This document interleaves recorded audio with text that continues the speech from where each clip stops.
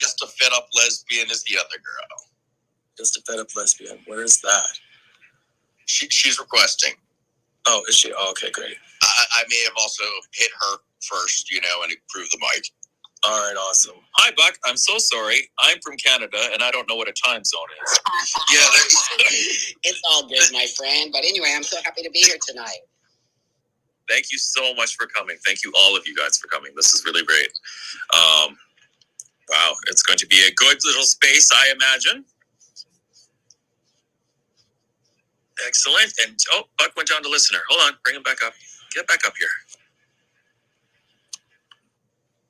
You're not getting out of this that easy, Buck. You there, Buck? Sorry, friend. Yep, I'm here. No, that's okay. Don't worry. Cool. Hi. Welcome. Hi, everybody. How are we doing this evening? Hello, Jackie. I'm doing great. I'm very happy to see everybody here. Nice to meet you guys.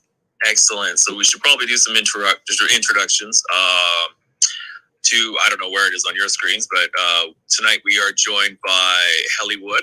And she's coming in here to help us co-host and moderate and everything, and we really appreciate her being here. Ultra Gay Biker Dad, everybody knows who he is. The one and only Buck Angel has joined us this evening, you guys. And it's very important that we get his voice heard, and we're so grateful that he's here, as well as oh God, I can't even say it right.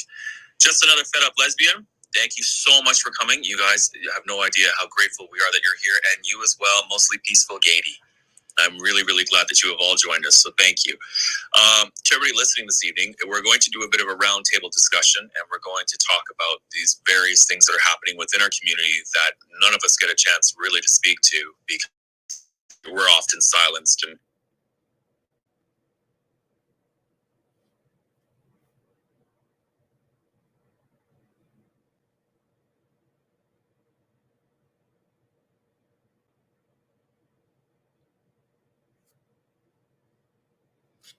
microphone, just be prepared because we will come at you. Yeah, Jackie, I think we're pretty prepared to be savage if we have to, right? Because this should be fun, and if we need to take care of people, we will, to keep the discussion going. Yes, exactly. I got the shotgun loaded. Do you? And the girls, they got everybody ready? Oh my gosh, Buck's ready. He's like, oh yeah, just let me at him. So, all right, I'll take it back at that. Did you want to go ahead and lead off, or? I'm sorry, who are we talking to? You. Me? Oh. Yeah. Gee, why'd you put me first? What I do? Oh, fine, I'll do it. Okay. So what we're having is, well, should we let everybody say hello first and let them know who they are? That'll probably be over. I think, it would be good. So why don't we do ladies first, and then gentlemen, and then the two of us? How's that sound? Sounds great. Okay, perfect. Ladies, which one of you want to take this? Here, let me start. Hi, everybody. I'm Helly, and I'm here to be honored to spend some time with you guys tonight. Let's go to Mostly Gaby. My name's Jen. I am one half of Dykes on the right, and I'm also the California chapter lead for Gays Against Groomers. Just another. I'm Meg, and I am the Associate Director of Communications for Gays Against Groomers and the other half of Dykes on the Right. Awesome. Who do we have next? Let's go to Buck. Okay, right on. First off, thanks everybody for coming this evening, and also you guys, thanks for inviting me to this.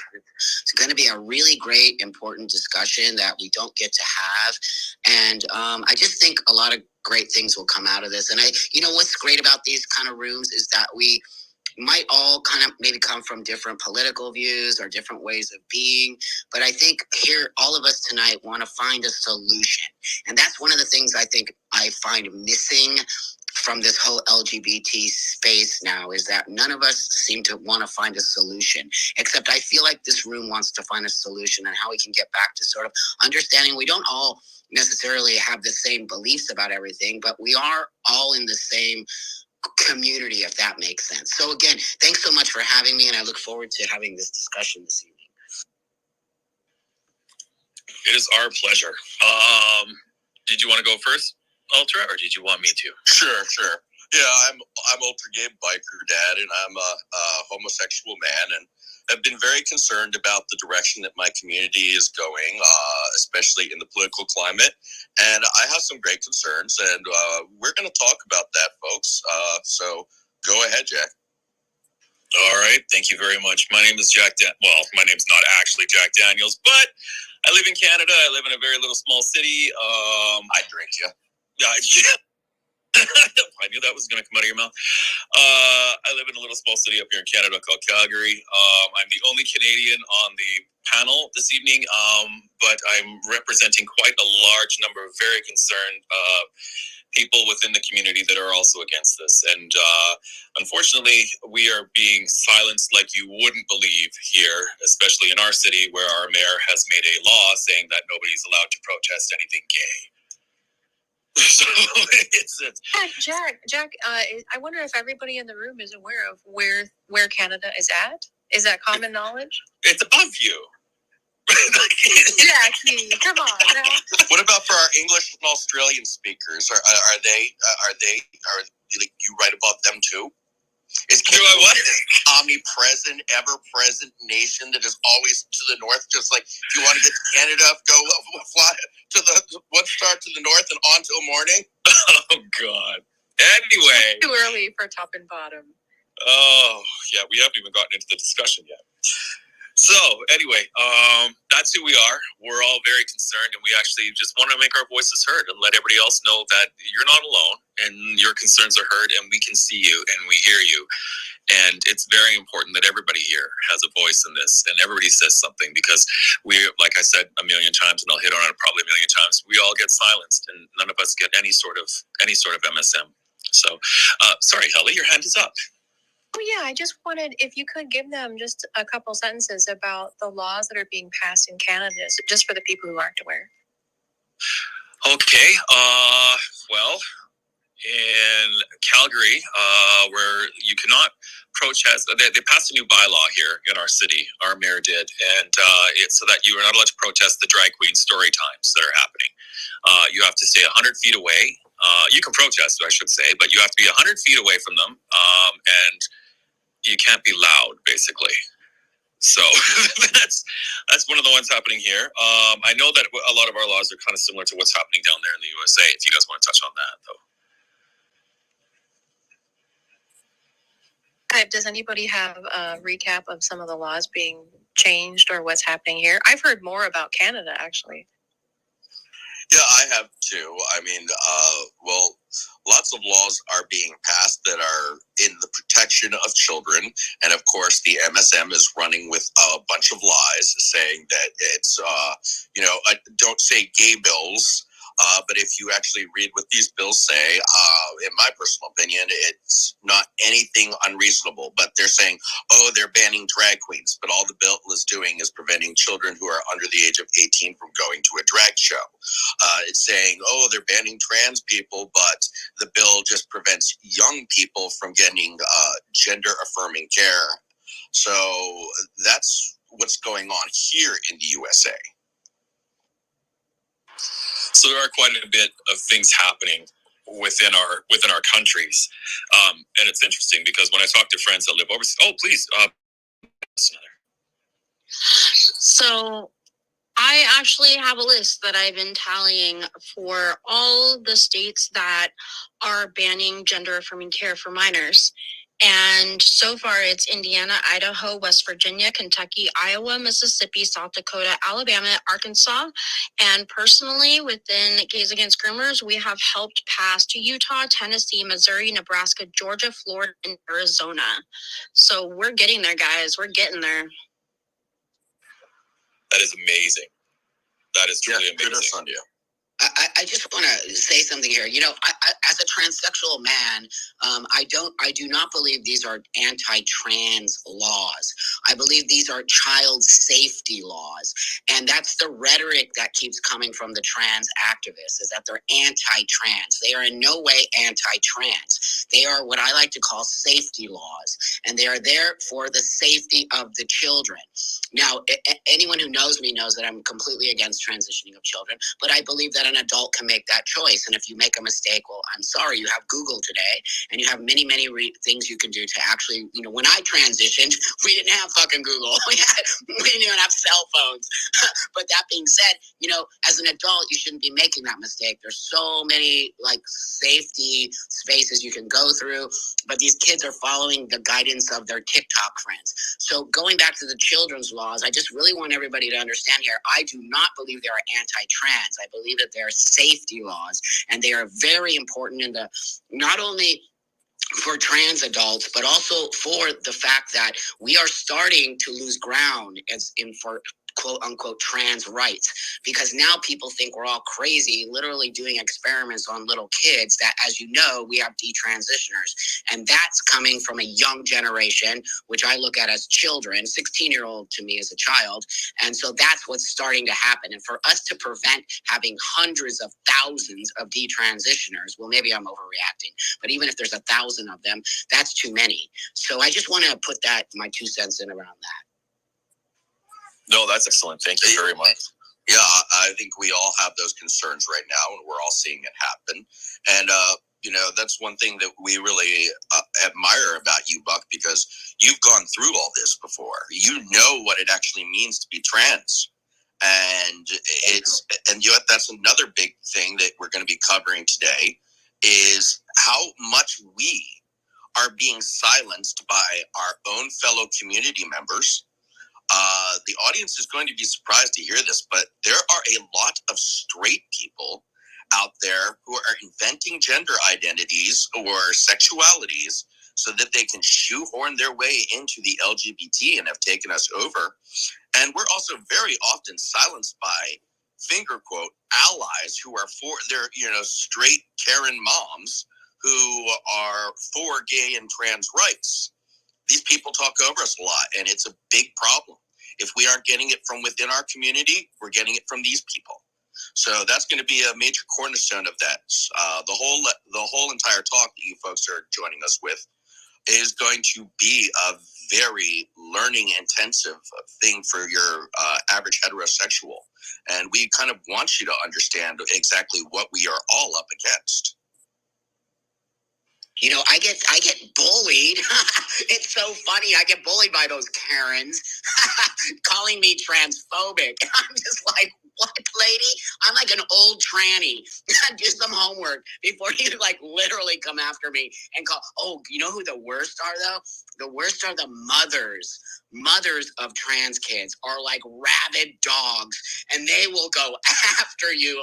I'm like, lady, calm down. I'm just trying, but there's something weird there. I have to just say, I find, and again, I feel for the parents. Don't think I don't. I do. I think parents are being put in a really messy position, and I can understand. I'm a parent myself, so I can understand when you start saying your kid's going to kill themselves, and there's desperation. I can totally understand why a parent would take that route, but at the same time, I do think there's parents who are sort of on some level having Munchausen and using their kids and putting pictures of them all over TikTok and the internet, and these are 8-year-old kids, and I'm thinking, wow, when your kid grows up and gets a brain enough to understand what's going on, they might want to be stealth. They might not want anybody to know they're trans. And here you are posting them all over the internet without really their consent on some level. So, it's just disturbing to see the trans kid thing. Yeah, and we like to call it Transhausen by proxy because it literally should be its own subsect of Munchausen. Yeah, Jackie, I was wondering about recording the space. I don't know if we're recording so far. I don't know if you still get that option as you end the space to still record it, or if anybody else is available to record it. That might be good. And then I'm wondering, for the room, maybe we should have our guests say a couple sentences each about why they felt strongly, each one of them, about attending tonight, and what really strikes them about this topic that they want to clarify. That's a great idea. Yep. Anybody want to take that? Go right ahead. I will. I think that we need to make a very hard line distinction and let especially the allies and straight people that are throwing us all and force teaming us into this box, that we are not a monolith. And just because we have some crazy liberal radical activists doing one thing, it doesn't mean that we all agree with it. I think that'll be kind of a revelation for a lot of people. I don't think they're aware that's the situation. Okay, go ahead. For me, the reason why I'm in this fight is because I was a tomboy, a huge tomboy growing up. And, you know, I had a lot of SA, and that kind of drove me there. But now that I'm older and I'm seeing that all of these young tomboys are being transed so early, they don't even get a chance to really figure out who they are. I mean, come on, guys. How many women go through gender dysmorphia when they don't like what's happening during puberty? Like, no woman, I think, will like what's happening during puberty. And to me, it's like they are completely erasing that. They're erasing gay boys, they're erasing lesbians, and they're creating a stigma against trans people who I dearly love. And I hate that. So that's why I'm here. Well, we definitely appreciate you. Mostly Gaby, do you want to jump in? She did. She was first. I thought that was just another. Okay. Yep, no. Mostly Gaby went first. So yeah, let's Buck, please. Okay, so I'm here this evening because I do believe there's a very big schism between the LGBT or T like me, transsexual, and the TQIA plus PP poo poo, whatever else you want to call it. I think those people don't like us, and they just, so I think that I don't understand this LGBTQIA blah, blah, blah, blah, blah, because the LGB is literally being silenced, and the transsexual is being silenced. So I hate this idea that maybe we should split, or maybe, because as an older transsexual, I'm 60 years old, and I transitioned 30 years ago, and I do believe that community helps people, and I do believe community is a great way when you're feeling ostracized from the rest of the world, or you don't feel normal. And I do believe that community helped me, but I don't think our community today has the same power that it had before. And I think that the TQIA plus has on some level split us, and I don't think it's the LGB, and I think that the LGBT part of it is really being silenced. And so that's really why I'm here this evening, because I have friends from every walk of life. I'll be honest with you, I'm not that person who just has one kind of person, and so I do feel very connected to my sexuality as well as my transition. But I'm going to tell you that I feel more connected to my sexuality than I do to my transsexualism, because my transsexualism was a way for me to sort of be able to walk the world in peace, and my sexuality is with me every day, if that makes sense. I don't live in my trans disorder. I live in a space of myself, if that makes sense. And my sexuality is very powerful within me, and I feel just so connected to LGBT part of the community. So that's why I'm here this evening. And again, thanks for having me. We're totally glad you're here. Ultra, did you want to go first? Helly or me? Either one of you. Handsome guys first. Go ahead, Gay Dad. All right. Well, I'm not exactly your typical gay man. In fact, for a very long time, I've said I'm a homosexual and not gay, because I never really fit in with the gay community to begin with. Didn't share the same values and interests that many of us typically associate. And even when I was young and first started dipping my toes into the community, I felt like I sucked out like a sore thumb. But around 10 years ago, all of this madness that's coming to a head right now started.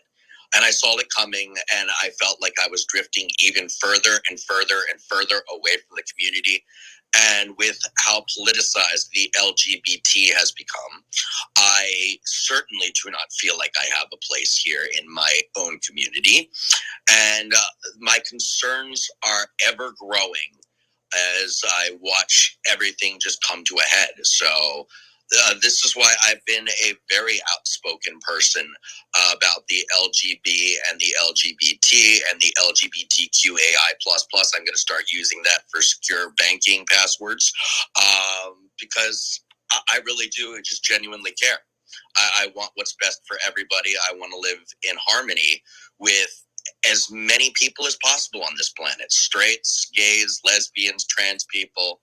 But, you know, we just can't have nice things. In fact, folks, as I'm sitting in my living room, I think I just heard, you know, something in the dining room just spontaneously shatter. What are you doing? I love it. Ellie, do you want to go first, or do you want me to go? I'll just throw out there, I was really excited to have a chance to have this conversation because I see we're all framed by the absolute craziest. So the media puts the absolute most crazy, rabid people in front on TV, and that's what the public sees. And I was used to being framed as a woman because guys, they think that women are like demon hellcats because that's what they're shown on TV. And so I was used to that. And now I see the absolute craziest guys speak for guys. And now they have these crazy people trying to represent the whole community. And I noticed that everybody, it's kind of like a hot potato that nobody knows where it came from. And every different group is saying, well, this wasn't my idea. Just like the angry screaming women were not my idea. Nobody knows where it came from. And then I see a lot of this agenda actually comes from the top. And I see guys will say to me, oh, I thought this was your idea. And I'm saying, wait, that wasn't my idea. And then I see BlackRock is giving orders from the top. And then suddenly Dylan Mulvaney has like 15 brand ambassadorships that I don't know any woman that could get brands as huge as Walmart and KitchenAid overnight and Neutrogena and Oil of Olay. So anyway, I am very glad we could have this conversation. And of course, I love working with Jack and Gay Dad. Oh, thanks, Helly. Okay, my turn. This was very important to me because when I was a kid, I was just your regular little boy. I grew up in the 70s. I'm 50. I know I sound very young. Yeah, anyway. But I grew up in a time where, well, okay. My voice didn't change till I was like 16, 17 years old. I always had very, very long hair, and I was often mistaken for a little girl. And so it wasn't a big deal. I always knew there was something different about myself, but I didn't want to become a girl. I just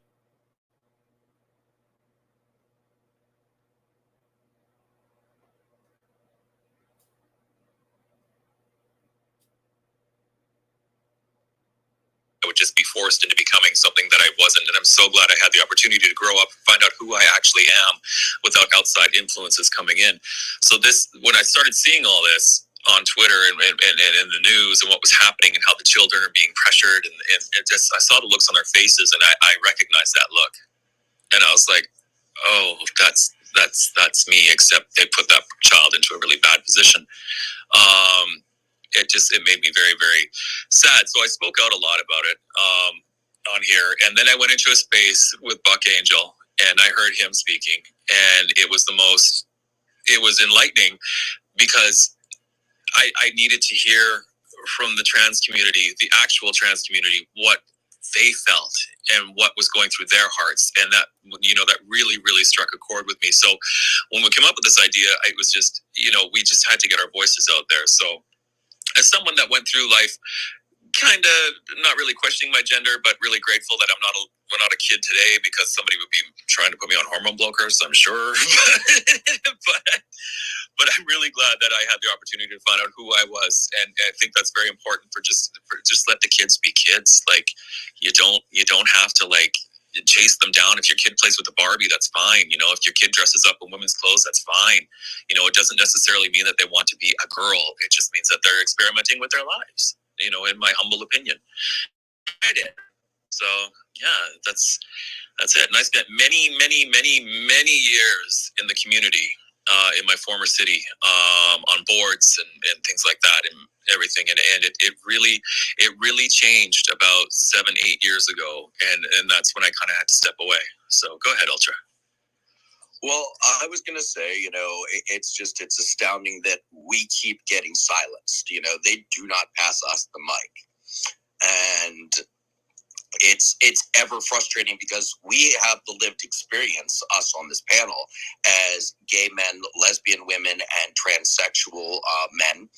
And they don't let us. They always give it to the craziest, most angriest person possible with the purple hair, the nose ring, and this person just screams on a rant. So how about we begin to dissect the LGBT and T communities and how we're differing from the LGBTQAI++.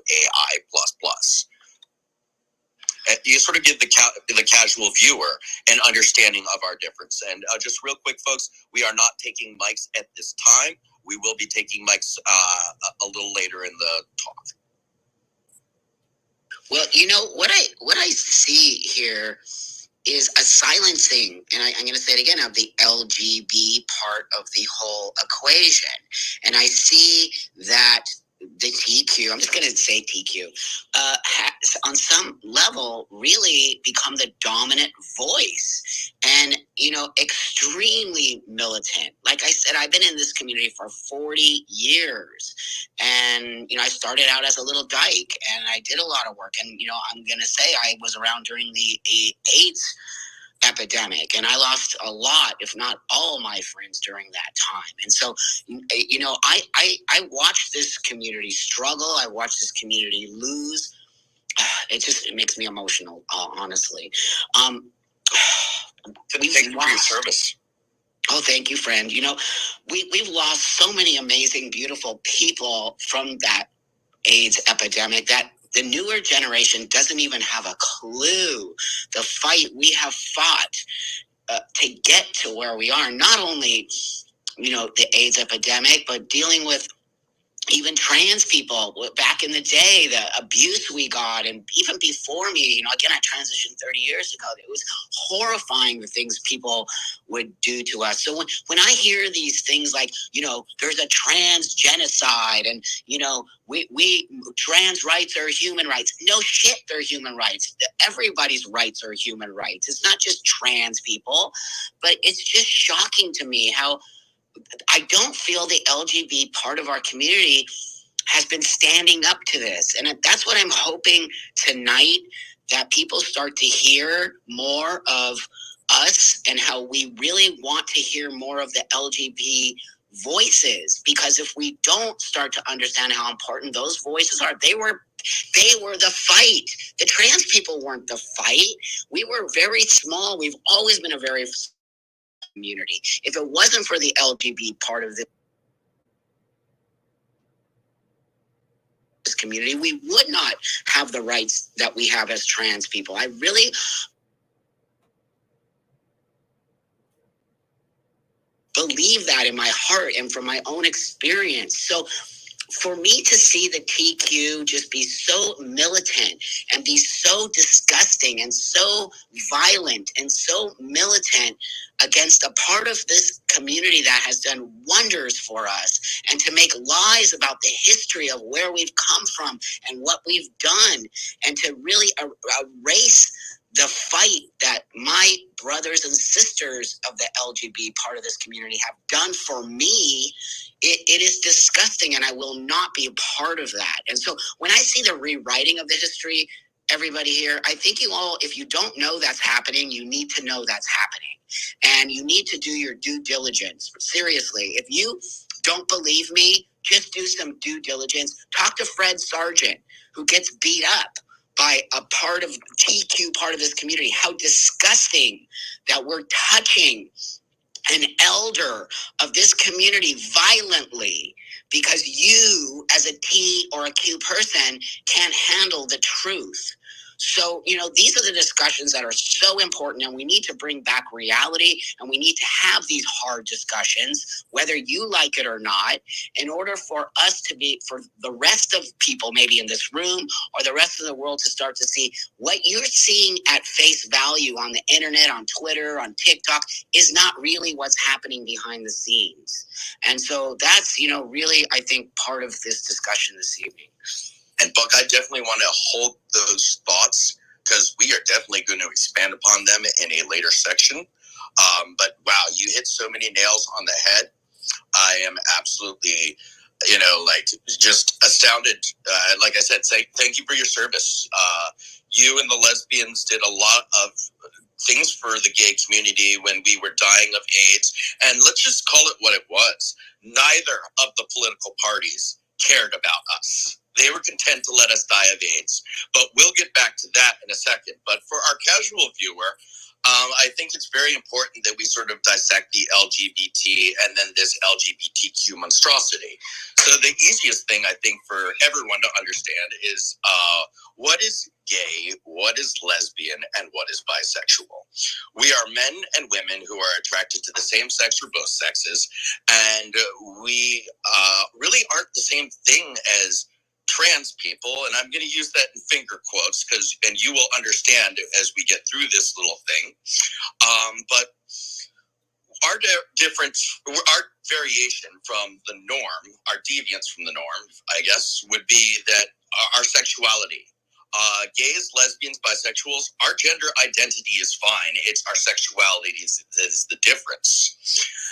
And more evidence is piling up that it is a genetic anomaly that is being caused by a differently formed hypothalamus, and that's what sexual behavior.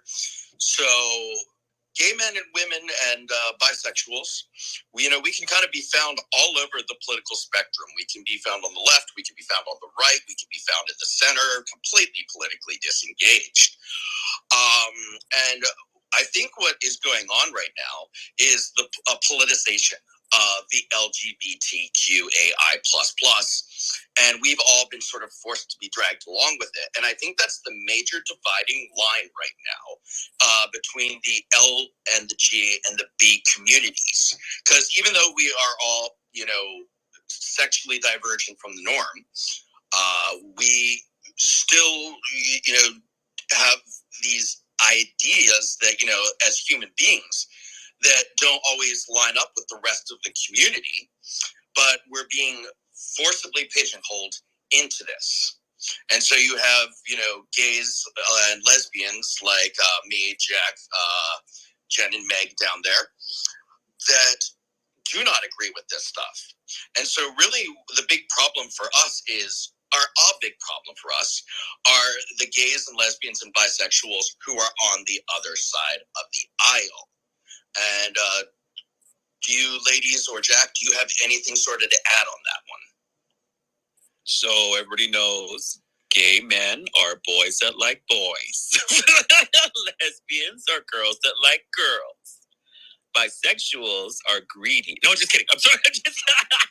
How much for the buffet?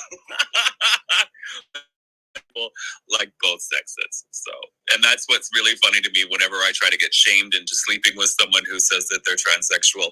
Well, you're just a transphobe then if you don't want to sleep with me because I'm transsexual, which makes no sense to me because I'm like, well, you're lovely, but I what am I going to do? Anyway, I'm sorry. I had to bring a little bit of comedy there and bring it, just do that easy point. So, no, I'm good. Ladies, anyone? Yeah, it's, I'm noticing more and more that this TQ crazy faction of the, I guess if you want to even call it a community anymore, of the LGBT, it's like a religion. It's very faith-based. It's, I am this and you have to believe it because I am telling you that. And there's a lot of coercion that goes on. I've seen it in the lesbian community especially, and that's kind of back in 2015 is when I started to resist this. I got threatened. I don't know if I can say this, but I'm going to say it anyway. to be hate fucked by a trans woman to correct my thinking. And that's when I finally kind of just snapped and went, you know what? I can't support this liberal faction of this community anymore. You know, I really wanted to. I was on the left for my whole life. And that was pretty much what red pilled me, was having people turn on me for questioning this ideology. I was being hard on a daily basis from liberal LGBTQ plus IUZXX people. I hear you. I had to get back my share membership card. They even took the free air fryer back from me. Right? Why would they do that? I mean, we all got one. No, I'm kidding. I'm sorry. But no, it's awful. I understand what you're saying. I really do. Carry on, Dad. Well, so, you know, that's really the big difference when it comes to the LGB. Is our difference right now is most defined by politics between the gays on the left and the gays on the right. And also lesbians, bisexuals. I'm just kind of lumping us all together, the LGB people. But, you know, what is an interesting thing I don't think a lot of people know about is that on the left, there's kind of two factions of gays and lesbians and bisexuals. And so there's ones who are all chips in on everything woke, you know, put the Ukraine flag in your bio, you know, trans rights are human rights, you know, they go just absolutely nuts over everything. But then, and there is a second woke LGBT, but they are not all chips in on woke. And this is kind of, you know, might come as surprising to a lot of people. But they are also not on board with all of these trans people invading the LGBTQAI++. They don't the transing of children. In fact, these people think it's a coordinated homophobic attack to trans the gay away, because people would rather have a trans daughter than a gay son. So these woke, but not all the way woke gays think that, you know, the society is so homophobic that they're trying to get rid of us. And but they don't open their mouths about this thing. And, you know, I've tried to sit here and like rationalize with them, you know, like you see that young gay boys and young lesbian girls are getting transitioned away and will be irrevocably damaged. Why don't you do something? And I get two answers.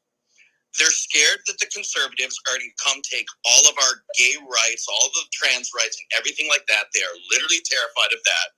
So they would rather stay with these people they do not like out of fear of conservative, Republican type parties across the world, or they are scared of the far left mob. And like you had mentioned there, Jen, getting what was it, you know, hate rapes, getting doxxed, getting completely outcast from the community, so you can't go to a single bar. Or these people are psycho. They will come for your livelihood, getting fired and taking everything from you.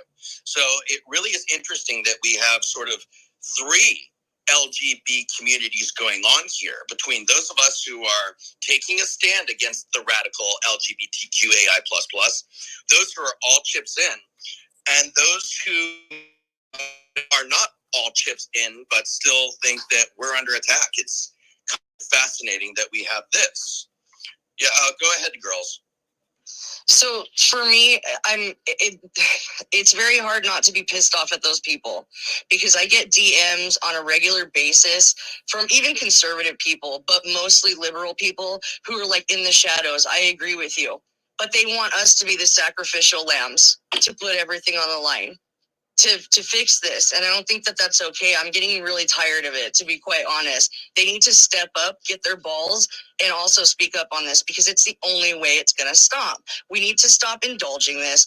We need to stop pretending that things we knew 15 minutes ago are not true anymore about biology. And we need to start saying no and stop participating in this.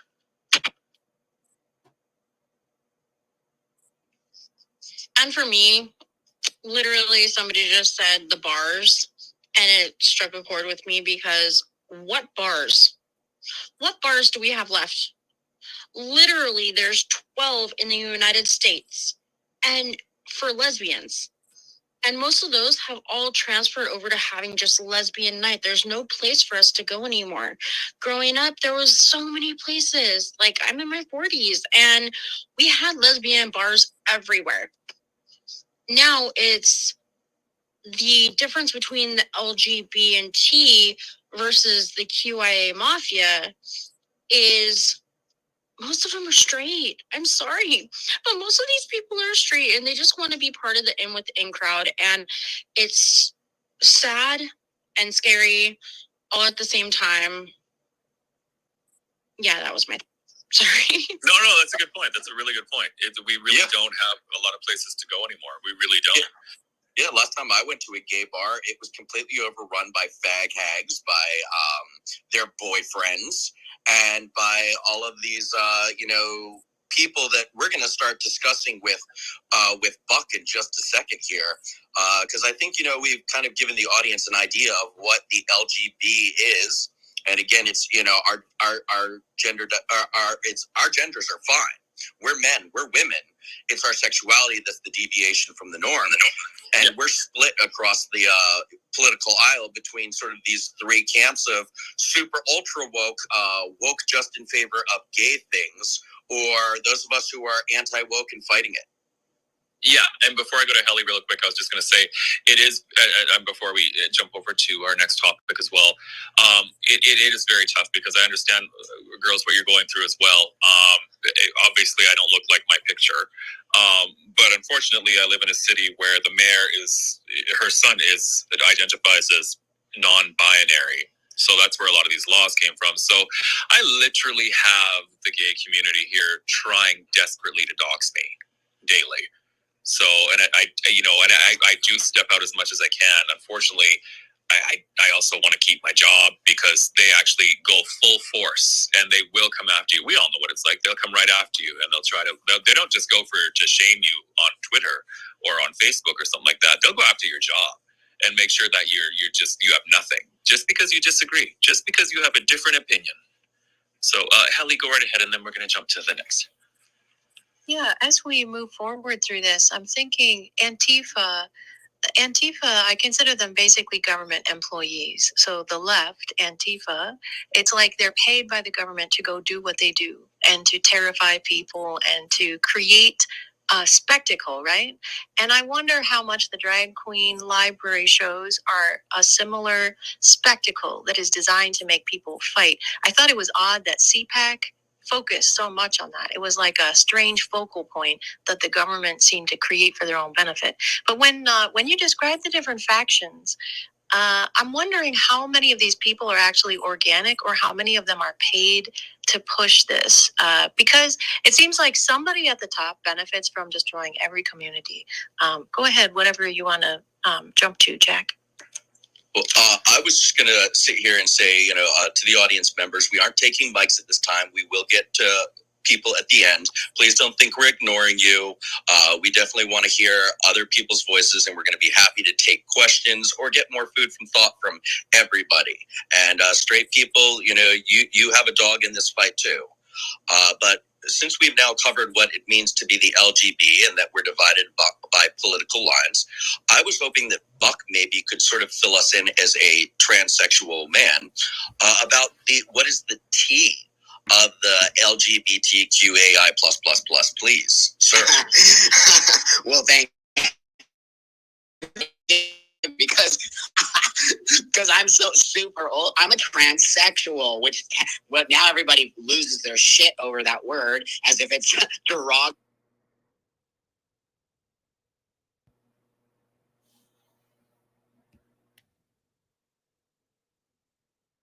derogatory. It's unbelievable to me. So, I quote unquote reclaimed that particular word because I don't feel connected to the T in the TQIA. That stands for transgender, and transgender has now become an umbrella term. So that encompasses the QIA plus B, P, poo, poo, whatever else is going on there. I don't fit in that space. So I am an actual transsexual, which means I want to explain this to people who might be confused of this. I have a diagnosis from a doctor that's called gender dysphoria. I had to go to years of therapy.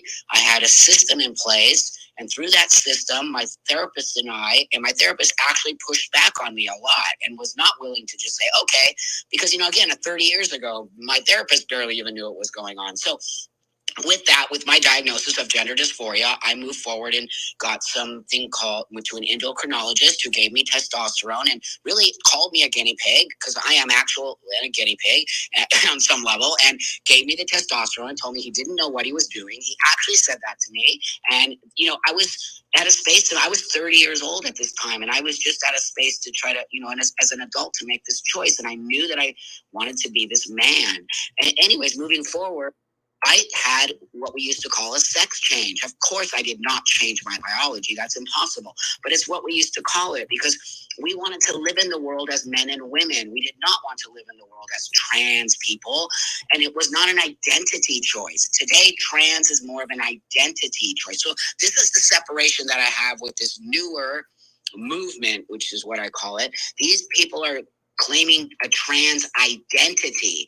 I don't claim a trans identity. I claim I have a mental disorder called gender dysphoria that I live with, and I use testosterone, and I, created on some level a costume. I mean, some people might be offended by that, but again, remember, this is my story, and I do not represent the trans anybody. I represent myself in this conversation. And so for me, I put this thing on myself that enables me to walk the world, then, looking like a man. Nobody asks my pronouns. That whole pronoun thing came from the trans identity space, because these people don't want to assimilate. I want to assimilate. I want to be a part of the world. I want to walk in the world as a man. I want people to see me. Never, ever does anyone ask me my pronouns, and I could be naked and people don't ask me my pronouns. So I just want people to understand this separation that I have here. I don't relate to anything coming from that space. I believe that people are using this self-ID thing, which back in the day, you could never self-ID. There's no way they would let you do that, which thank God they didn't. And it's why I'm solid and 30 years in my transition, and I feel better than ever, because I did make this choice as an adult, but I also knew the consequences, and I also wanted a very specific thing from this, and I don't need your validation. So I don't want to take up all this time, but I just want people to understand this is why I don't in any way, shape, or form feel connected to this newer trans space. I don't need to force you to like me. I don't need to tell you you're a bad person if you don't. I don't care if you like me, and I don't care if you accept me. I've lived 30 years without people accepting me. All of a sudden now trans people have to punch women in the face and tell everybody they're a transphobe and that trans women are women, and all of this insanity is killing us transsexual people. I mean, it is so hurtful, the things they are saying to us and about us. And, I'm pretty sure pretty much people in this room understand, I get beat up. I get punched and kicked and, for lack of a better expression, from the trans community, because I don't go along with the narrative. That's what people need to see. If it was actually a real community and actually really cared about the rights of what is going on, do you think that they would be hitting somebody like me, or telling me I'm a bad person, or doxing me, or, doing all the nasty stuff that they do? They would not be doing that. So you all need to hear that what you see at face value, this happy-go-lucky trans, community, is not. It's militant, it's nasty, it's violent. They don't want anybody to be a part of this situation unless you get in lockstep with them. So, in a nutshell, that's what's going on the P section of it. Well, Buck, while we have you, and don't be afraid to talk. This is a heavy learning space, and we're all learning from each other. And we want the heterosexual society to learn from this space so that they can sort of identify and realize who we are. And, we've been all clumped together for so long that I don't think anybody truly understands what the LGBT is. And, I would like to maybe talk a little bit about people who have taken over the trans label. And these would be two groups of people I like to call trans trenders. Trans trenders and autogynephiles. But real quick, Helly, what's on your mind, my dear? Ooh, I wanted to make sure we tweet out the room. If you guys can, just let your friends know that everybody's here. And also, you guys should send some hearts to our guests. Aren't they awesome? Oh, I also wanted to say, Buck, I really appreciate your story, and I know exactly what you mean where the media shows one thing and the reality is different, because International Women's Day is a nightmare for a lot of girls. I don't know how our guests feel about that, but yeah, International Women's Day, what a crock of bullshit. And the hate that YouTube gets from those people, from us, the hate that YouTube gets is so strong they had to take down their patronizing bullshit. So anyway, back to you. Well, it's like with all these leftoid things, is they always find the craziest, most rabid feminist who has a gender studies degree to throw it in front of the camera. And from what I understand from women, it's like, oh God, they just had to pick the woman who makes it look like we should not be allowed to vote and be relegated to the kitchen. They picked the most woman. And they're doing it with us gays and lesbians, and they're doing it with the trans community. And it's just all this leftism, this far leftism does this to all of us. It's crazy. Good, Bucky, you were going to say something. Go ahead. I was also going to say, I do not deny my biology. I never have, and I never will. It is the reason I am a transsexual. It's gotten absurd. The whole point of transitioning, it's so absurd, it's laughable. Like, the whole point people transition, and the whole reason they do, is because they don't fit with their biology. That's why it's a disorder. It's a disconnect between, on some level, your outside and your inside. And the thing is, kids, I'm a dad of a 10-year-old kid. You don't think my kid has long hair? People mistake him sometimes for a girl, and he's like, no, I'm a dude, But my point being is, kids are gender nonconforming. That's how they are. And for us to I was on some level a gender nonconforming kid. Thank God my parents did. My parents didn't have that opportunity. And they told me, I asked them, hey, Mom and Dad, would you have given me puberty blockers? They were like, what? We would have never done that. They said, we thought you would grow out of it, which is the healthy way to do it. All of the kids I hung out with grew out of it. I'm pretty much the only kid that moved on to sort of dealing with this dysphoric space. So there's this misrepresentation that I keep seeing that if a kid, rips a barrette out of their hair, then, oh my God, they must be trans. They're 4 years old. They're ripping barrettes out of their hair. I'm like, what? That is the most dangerous, incredibly disgusting things, and the labels and the way they're pushing children into these spaces, and the way they're saying that trans is so black and white. It is not black and white. It is far from black and white. It is a space where you need to sort of move around the world. I'm glad I lived as a lesbian for many years of my life. It gave me an opportunity to try other things on before I made this life-changing choice. I'm going to be honest, it wasn't easy. I was dealing with a lot of stuff, but I don't think struggle is bad. And I think struggle is the way we've all struggled. Everyone in this room has struggled. Everybody struggles on some level. And for us to sort of have this idea that a kid can't struggle or they're going to commit suicide is manipulative beyond belief, not only for the kid, but also for the parents. And so, I just think we're not having these really sort of adult conversations because they keep getting shut down by this really crazy fascist part of this community. Go ahead, Justin. All I wanted to say to Helly was that Buck is one of the most amazing people that I've ever had the pleasure to meet. And he is just as lovely online as he is in person. And I love him. That's all. I love that. Well, in this day and age, we definitely need all the love we can get anywhere, right, folks? Yeah, it's true. Now, I was going to add to what Buck was saying real quick before you speak, Ultra. I'm so sorry. So this is something that Helly knows, but that's it. When I was growing up, I'm very glad as well, Buck, that I got to try on who I was and explore who I was and find out who I was. I really am. I came from a broken home. I went to live with now this is emotional, so if I cry, I'm really sorry, you guys. When I was young, I would dress up in my mom's or my stepmother's high-heeled shoes and throw on dresses and stuff like that. I was experimenting. It didn't mean anything to me. I didn't think of it as anything. It was just playing. I was just playing. That's all it was. Like, sure, I knew I was different, but I was just playing. My father threw me into an insane asylum for about a year. And so they do all sorts of tests. This was in the 80s. And so they would do all sorts of tests, and I was just a kid, and I was with all these other kids, and they didn't call it an insane asylum back then. They called it, I don't know, it was some psych ward or some hospital. But I was there for about a year, and they did everything they could to try to make me not turn out the way I did. But it's something inside me that just kept me going, and I didn't see anything wrong with anything I was doing. So all the tests that they did on me, everything that they did to me, it didn't stop me from being who I was. You know, it's you know, and that's something that I want everybody to understand with their children. If your kid's going to be gay, your kid's going to be gay. Like, you know, and that's okay and all that. Like, it doesn't mean you have to transition them and make them a woman, you know, or transition them and make them a boy. You know, let them find out who they are, and then when they're that age, they can decide whether or not they want to try that on and live their life that way.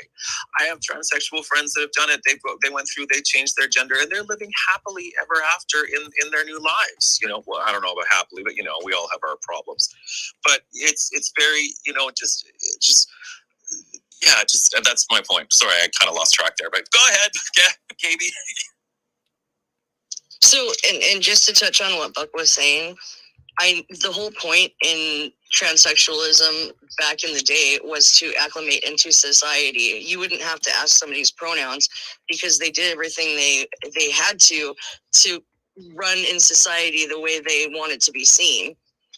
Today, it's like these people want to be this in-between freak show. You're seeing men in beards wearing dresses claiming to be female, and if anybody dare question that, the wrath of hell will fall upon you.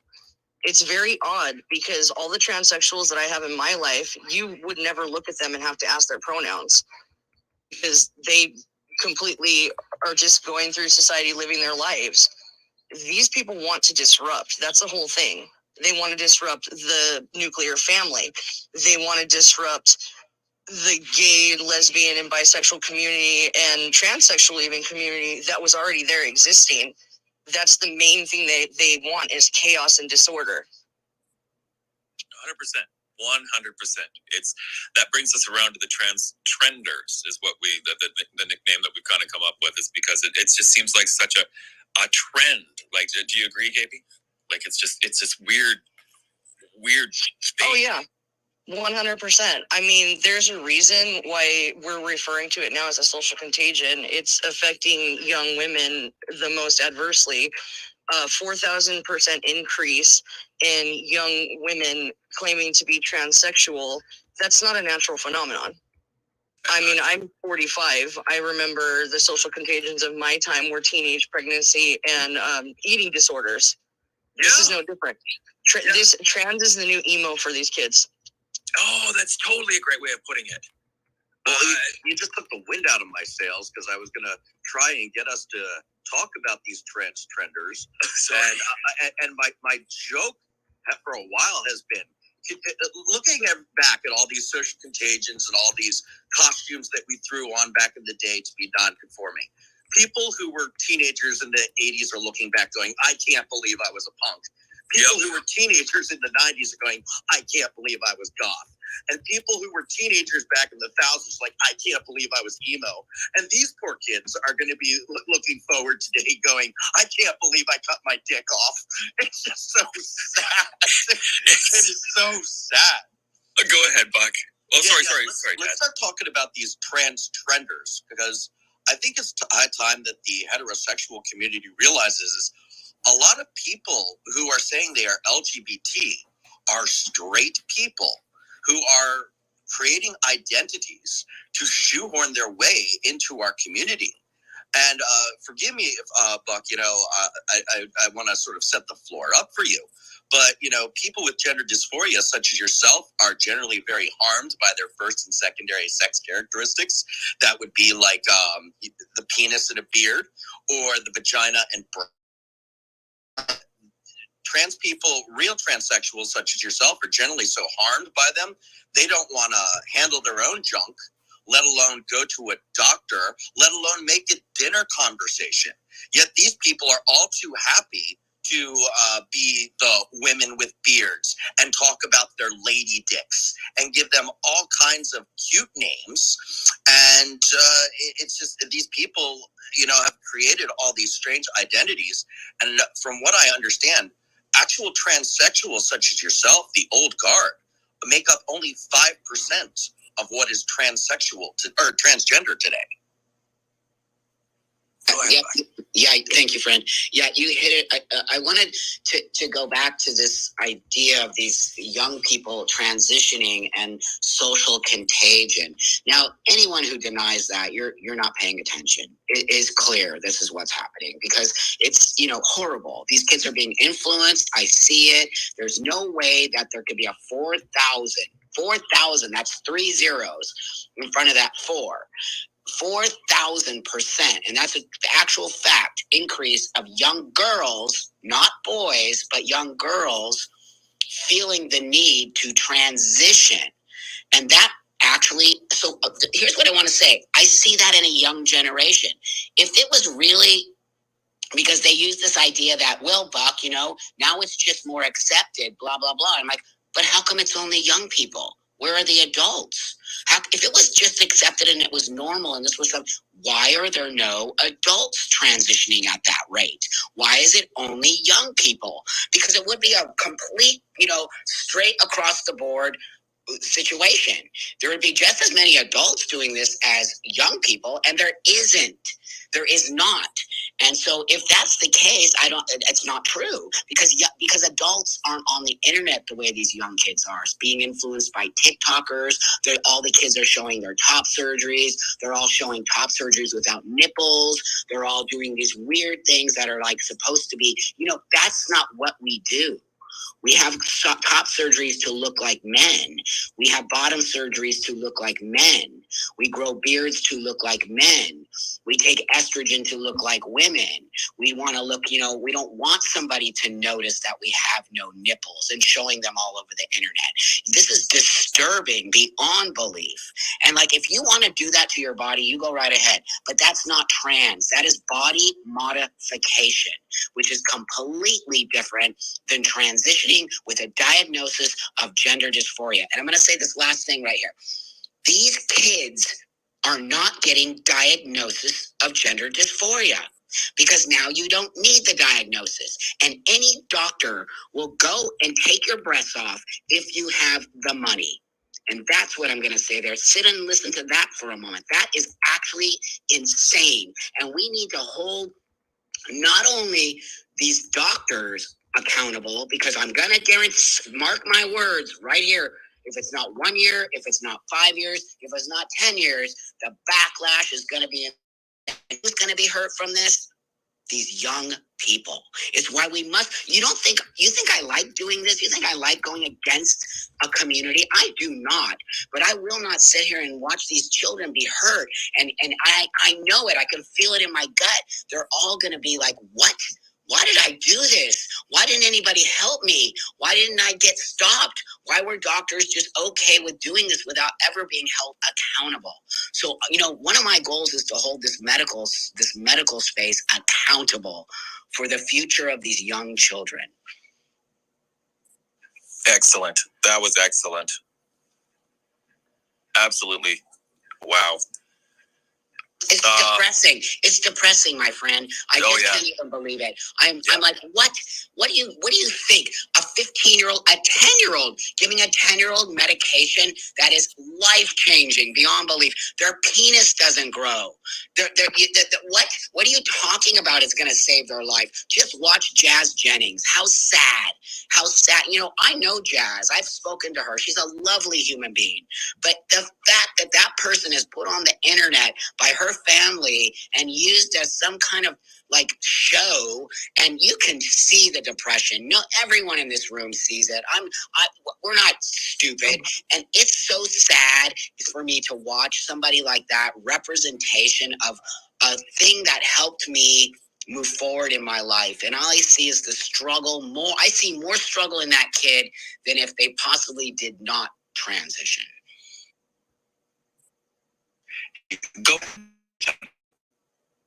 Yeah, Buck, I really, what you're saying really resonates with me. I'm a big fan of nature, and I think it's strange right now how anti-nature this all is. And also when you say about holding people accountable, the billions of dollars at stake on experimenting with kids, and who is profiting and why are they so driven to use these kids to experiment on? I see the suffering in the people who have already experienced the other side of their bodies coming apart. This medical experiment is a very strange thing. And we know, yes, they do have an interest in taking apart the nuclear family. For people on the right, the destruction of men is very obvious, but the destruction of women might be less obvious, but that's happening too. Before we just check before we go to Gaby and Ultra, I just want to let you guys know that are requesting microphones. We will be opening up the floor after we finish the discussion. We see you. Don't worry. We're not going to forget you. And we want to hear what you have to say. So that's important to us as well. I don't know who was first. Go ahead. Well, I was going to kind of, you definitely hit another group of people, Buck, that I wanted to talk about. Of course, these young children who are going through a phase.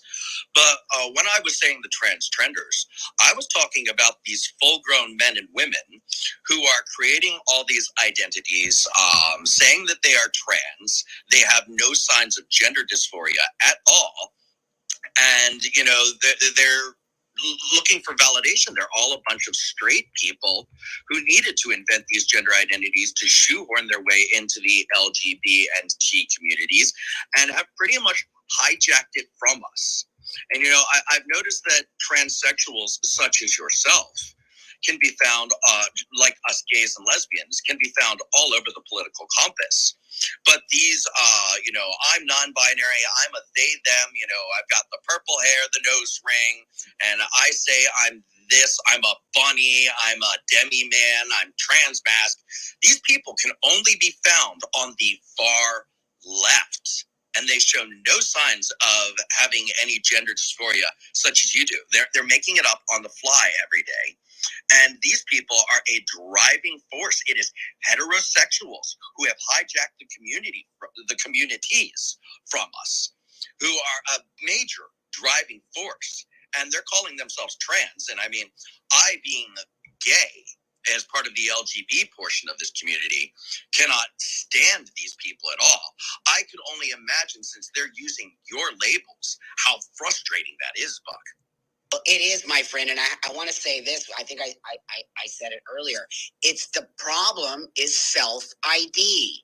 Anyone can be trans now. That's actually the mantra.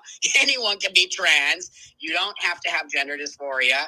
You can just self-ID with it, and it's an identity choice. Remember what I said earlier? These people are using trans as an identity. This is not my identity. It's my disorder. On some level, it's insulting. I don't care how you want to identify as a horse or whatever the heck else you want to identify, but do not in any way, shape, or form equate that to what I'm doing. And then it just makes us all look, well, here's what I want to say. It is a mental disorder, and mental health should be connected.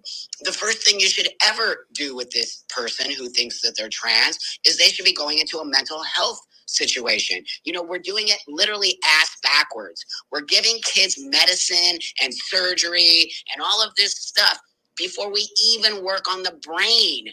Transgender and transsexualism is in the brain. It's not in the body. The body is the second part of it. But you've got to work. It's like I always say, it's like if you buy a used car. I hope you're looking at the engine, before you decide to paint it and put tires on it and make it look all beautiful. Because you know what's going to happen? The car is going to conk out on you. And that's what I see happening with detransitioners. They haven't had anything done to their brain. Everything has been done to the physical part of their body. And that is why they're crash and burning, because they really are not trans. So, you know, it's self-ID, my friend, that has ruined the whole trans community. Totally. Gaby, go ahead. It's that definitely, but it's also there's just no safeguarding anymore. I know one of the biggest problems here in California that we've been fighting is Planned Parenthood.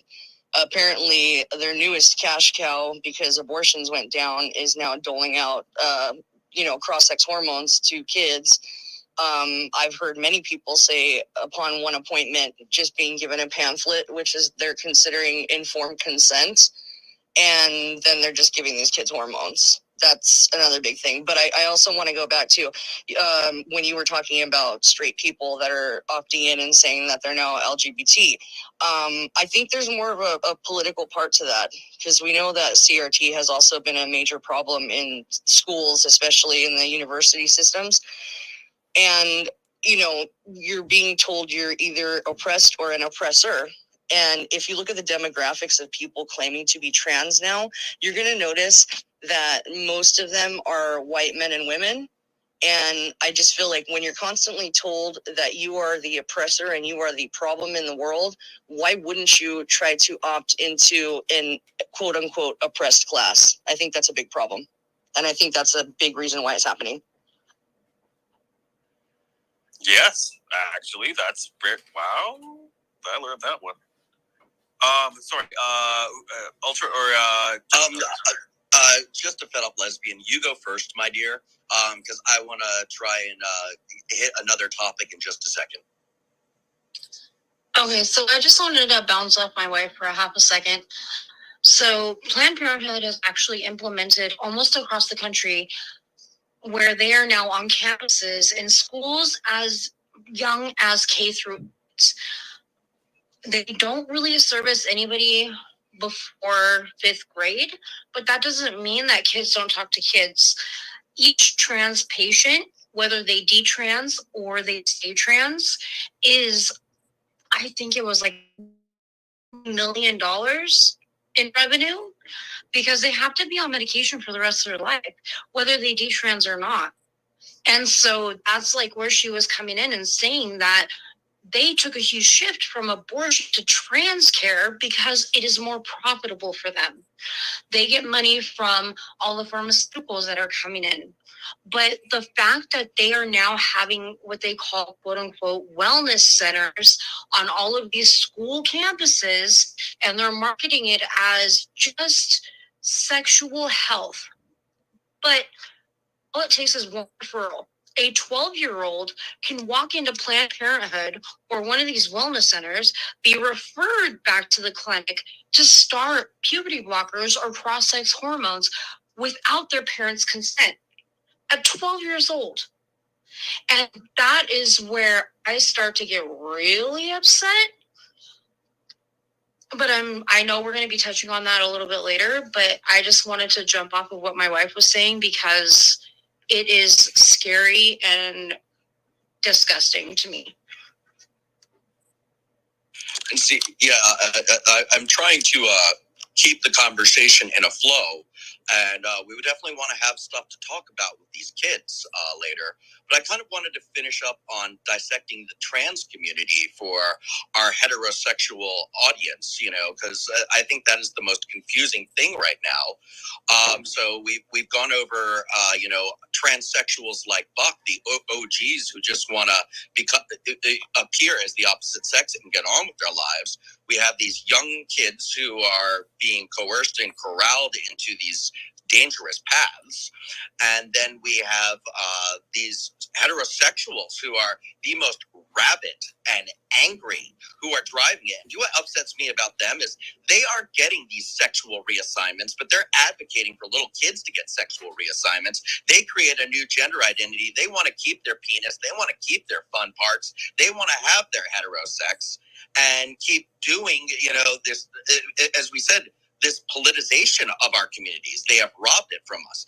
They have sat down at our lunch tables, at our gay, lesbian, bisexual table, and our transsexual tables, and said, "Hi, we're you." And we're like, okay. And they have completely taken over our tables and thrown us out of our own lunch tables.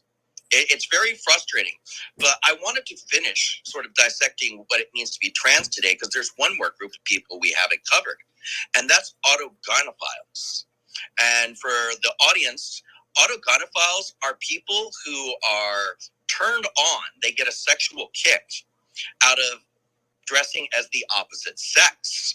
I have something to say about that after, but go ahead. Yeah. But these people have realized that using the trans label gives them protection, the protection status, so that they can shoehorn their way into our locker rooms, into our private spaces. We aren't allowed to have gay spaces anymore. We aren't allowed to have lesbian spaces anymore. Society to play along with their fetish, and they are severely taking advantage of the system, and they are some of the most concerning of all of them because they are extraordinarily predatory. You know, back in the day, back when I was a wee lad running around the bars, Buck laughs. We would, it's going to sound terrible, and this is just me saying it, and I'm probably going to sound unpolitically correct and all sort of stuff, but for us, that was the cross-dressing men, the straight men. Those were the cross-dressers that would go around, and they really enjoyed wearing the lingerie and the dresses, and, you know, and it was a kick for them. It was a sexual kick. So, and that was a simple, dumbed-down term that we had, you know, back then. So, I mean, because we had what do we have? We had the cross-dressers, we had the drag queens, and then we had the transsexuals. So, and then that was just the three. That was what we had. And now today, there's so many, and it's just like, what are we? I don't even know anymore. So, sorry, go ahead, Alternate. Well, yeah, I think that, you know, I was going to kind of try and round out the conversation so that we could get on to the next topic that we want to talk about, of how much the community has been hijacked from us, the actual gays and lesbians and bisexuals and the transsexual community. So to sort of, let me just address the audience. I see many of you requesting a mic. We are not taking mics at this time. We will get to it later. We promise. We aren't ignoring you. We don't hate you. We're just trying to be learning intensive right now. So please be taking questions at the end. But, you know, so we have sort of the lesbian, gay, and bisexual community. And we are divided upon political lines of those of us who are on the left and those of us who are not on the left. And there is still a lot of arguments between those who are on the left. And then we have the transsexual community, or the transgender community, who consists of transsexuals such as our guest here, Buck. And then there's a whole bunch of young kids being corralled into being trans. There's a whole bunch of straight people pretending to be trans and creating all these identities. And they are some of the most militant ones who have taken it from us, all of this from us. And then we have a bunch of perverts using the protection status of the trans community to force the rest of the world into their fetish. Also, a lot of straight people. And I kind of want to drive that home to the audience, folks, that this is a lot of straight people. These aren't gays. These aren't lesbians. These aren't transsexuals like Buck. These are straight people with a political agenda who have taken our communities from us. And the depths that our community has been stolen from us is just insane. I would like to sort of move on to the sort of our next portion about how the community has been hijacked from us, because it's always trans right activists and straight allies talking for us, telling us what kind of gays and lesbians and bisexuals and transsexuals we are gonna be or else. And especially corporations. I mean, no one can sit here and deny the corporate aspect and how we are being monetized, not just politicized, but monetized. Oh, yeah. Yeah, I want to bring in the, and we can jump to the next topic, but just for context, you have the corporations and what they call the ESG goals, the sustainability goals. And you would not have Dylan Mulvaney having that much access at the top of society out of nowhere, except that those corporations and their shareholders are pushing this agenda. Now, why? I don't know. It does tie in with other things that they have in mind. In our ruling class, the billionaires that run the planet, their number one obsession is the population of the planet. And depopulation is their number one issue. So they have 8 billion people that they want to breed less. And I kind of wonder if part of this agenda ties in with getting people to breed less. Maybe straight up sterilizing a lot of people, changing gender norms and all that. And also, if they get people to change their gender with the flip of a switch, like transhumanism, they can control who's breeding, who has access to pregnancy and churning out kids. So these people profit a lot. And for whatever reason, they are very driven to do it. Also, the history of the world, it's a history of war, right? So right now we're in the middle of a war by the rich onto the most poor, which is basically the peasants of the earth. And there are a lot of guys at the top who want, I'm sorry to say, but they want less men, less. So they're very driven, for whatever reason. Well, you don't tell me what to do. In fact, my lovely Dykes on the panel, you don't tell me what not to do. So I'm going to breed. Do either of you want me to put a kid in you? Oh my God. Go ahead. Well, just because we were talking about Dylan Mulvaney, I just want to jump in real quick because I have a fancy little list of people who have sponsored somebody who has been trans for almost less than a year. Not only have they gone to the White House to speak for all trans people across America, which I think is ridiculous, Bud Light, Nike Women clothing line, Crest toothpaste, Tampax, CeraVe, Kate Spade, Instacart, Ulta Beauty, and House Labs. And who knows who else is going to sponsor this person just because it is a TikTok famous whatever.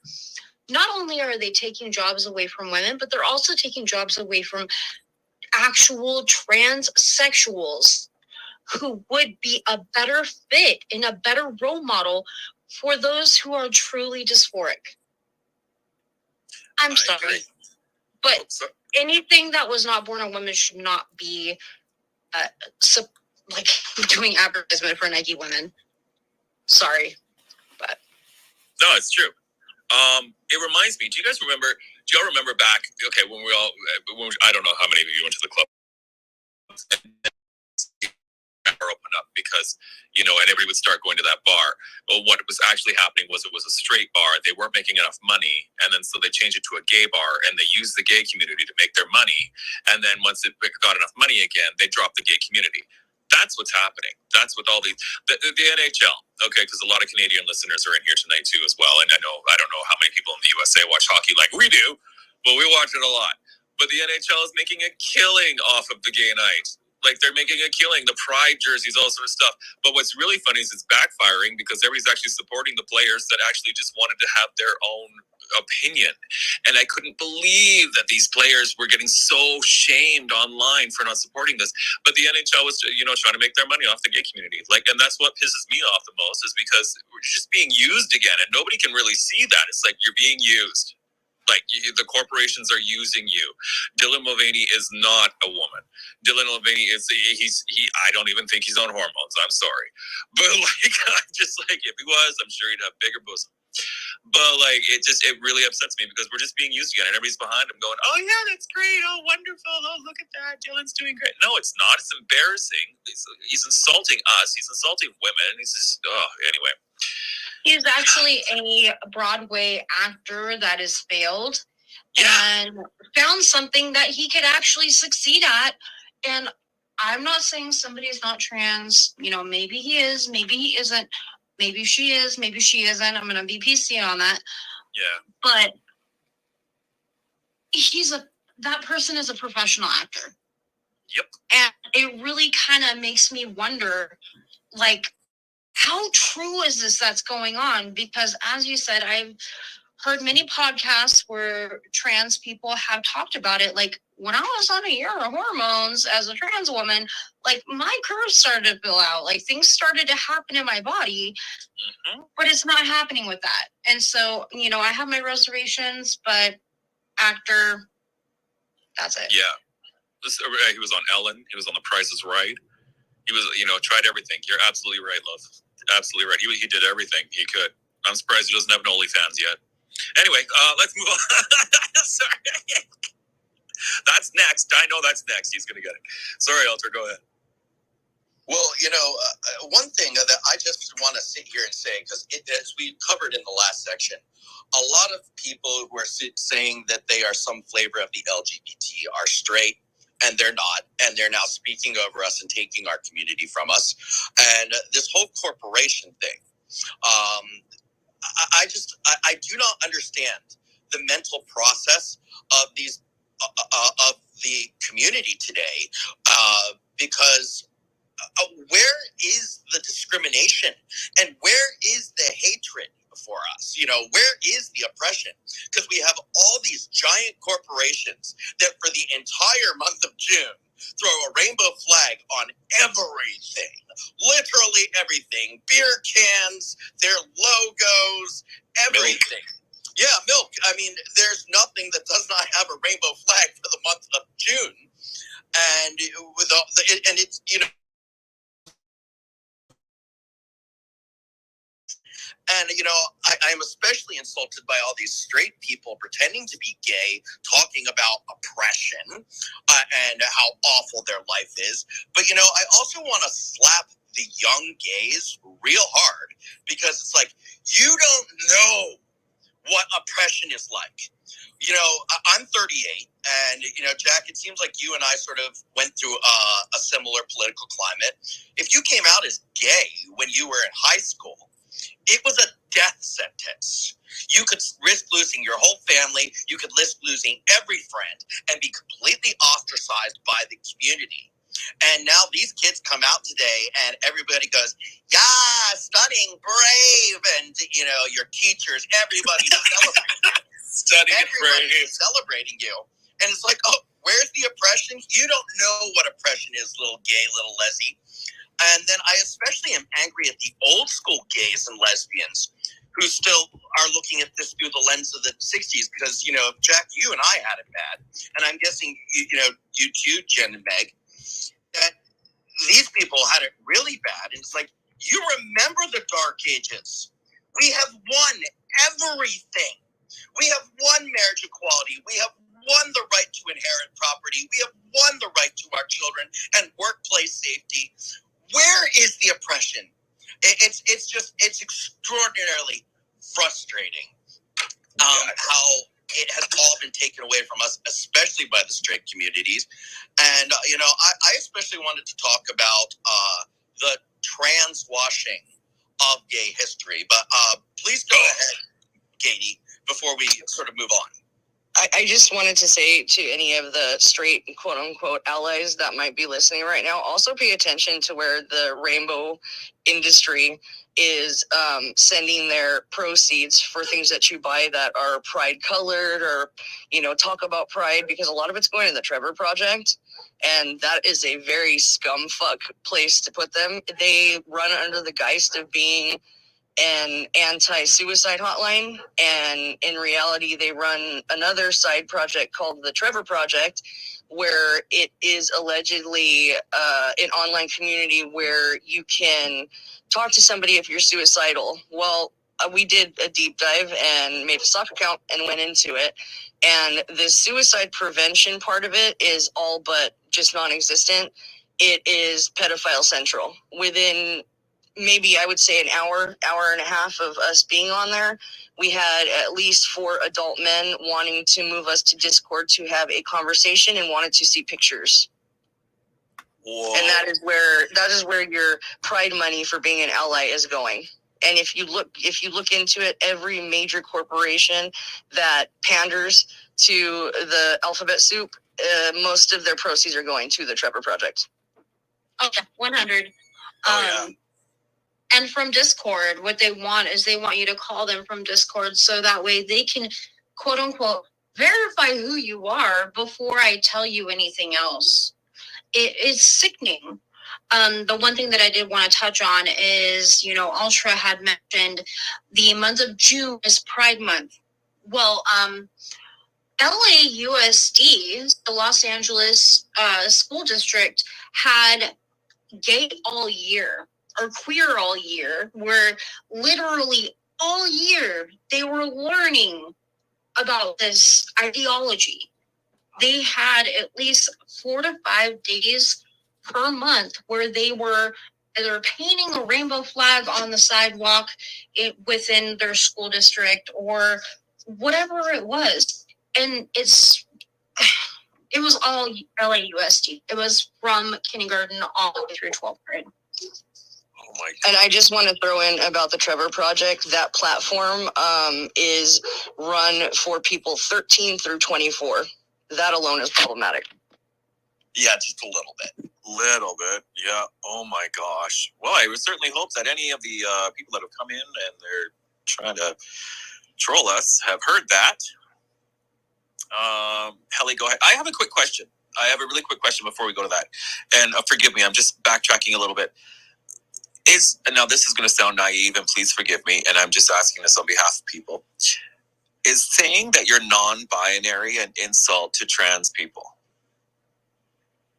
I would ask Buck to take that question. Well, yeah, I'll take it. So, of course, it is for somebody like myself, because I had the quote-unquote sex change to live as a man. Everything on my passport, everything from my passport to my ID says male. I want to be a man. So that being said, remember what I said earlier, transsexual people want to be men and women. We don't want to put our pronouns down. It's insulting.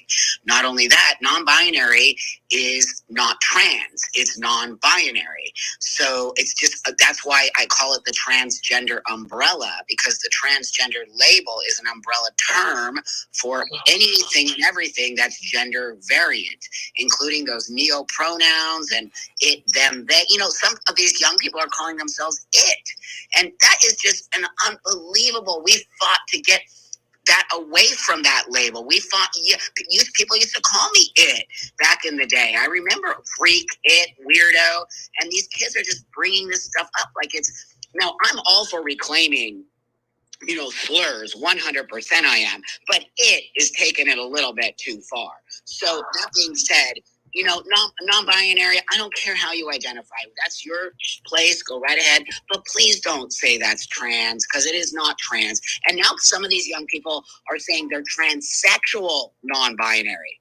Now they're like hijacking the transsexual label because they just need to have everything.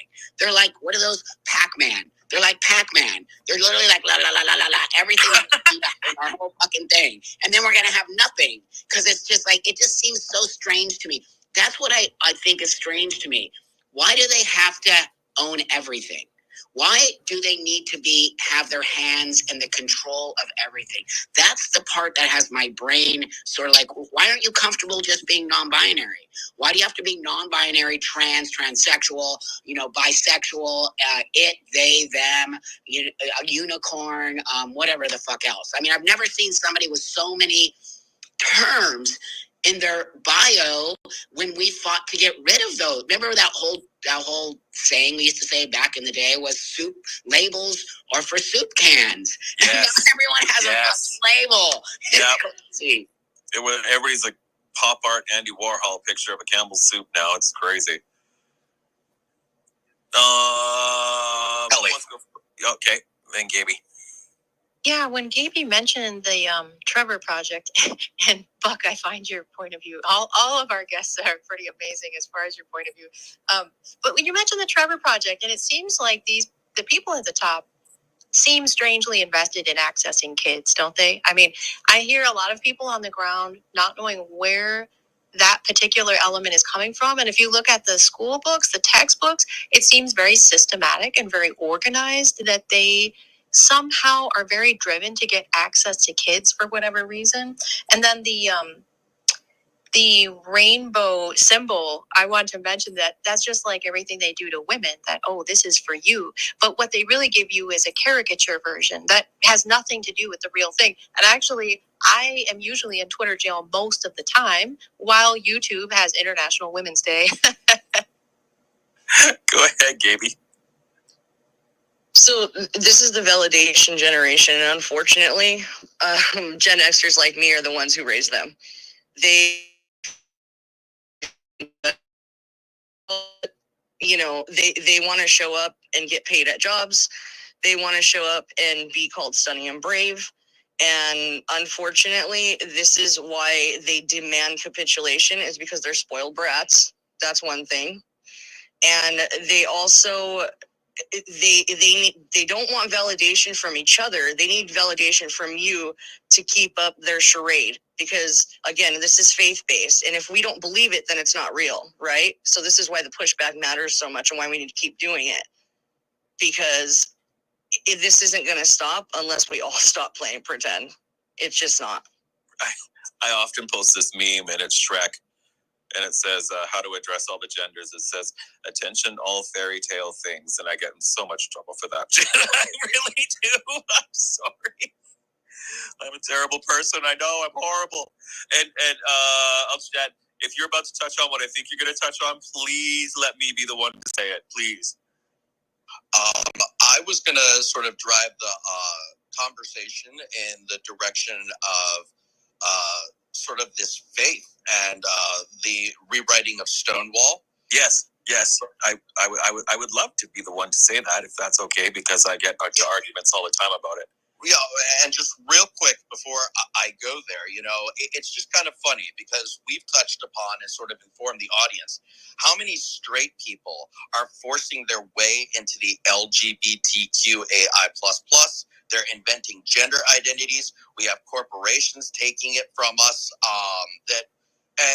Buck just talked about that. Transsexual used to be a slur, so we started to be PC calling them transgender.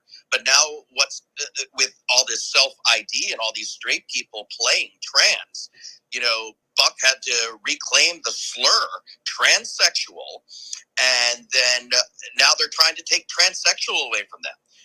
And, they're taking our gay history away from us, as this is the next topic we're sort of going into. But, it's just the level of insanity, Jack, because that person that I fight with, and I'm going to tell you, the audience, this is such a peculiar thing. But this person says that they are a gay man. This person has a pair of breasts and a vagina. They were not created by surgery. This person was born with breasts and a vagina. This person is a full-grown adult, is not on any sort of hormones or any sort of reassignment surgeries. This person is a woman who just says, I'm a man, and a gay man at that. She likes, excuse the vulgarity, she likes riding cock.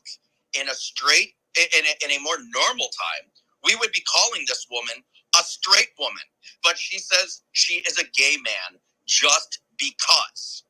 And she always has the most off-the-wall opinions. All of her tweets begin with, as a gay man, and then, she'll go on, why we need to accept pedophiles, and then the straight community sees what they think is a gay man going off on pro-pedophilia, and why we need to love them and accept them, and it's just like, girl, get out of my community! Stay in your lane! Shame on your husband for letting you die!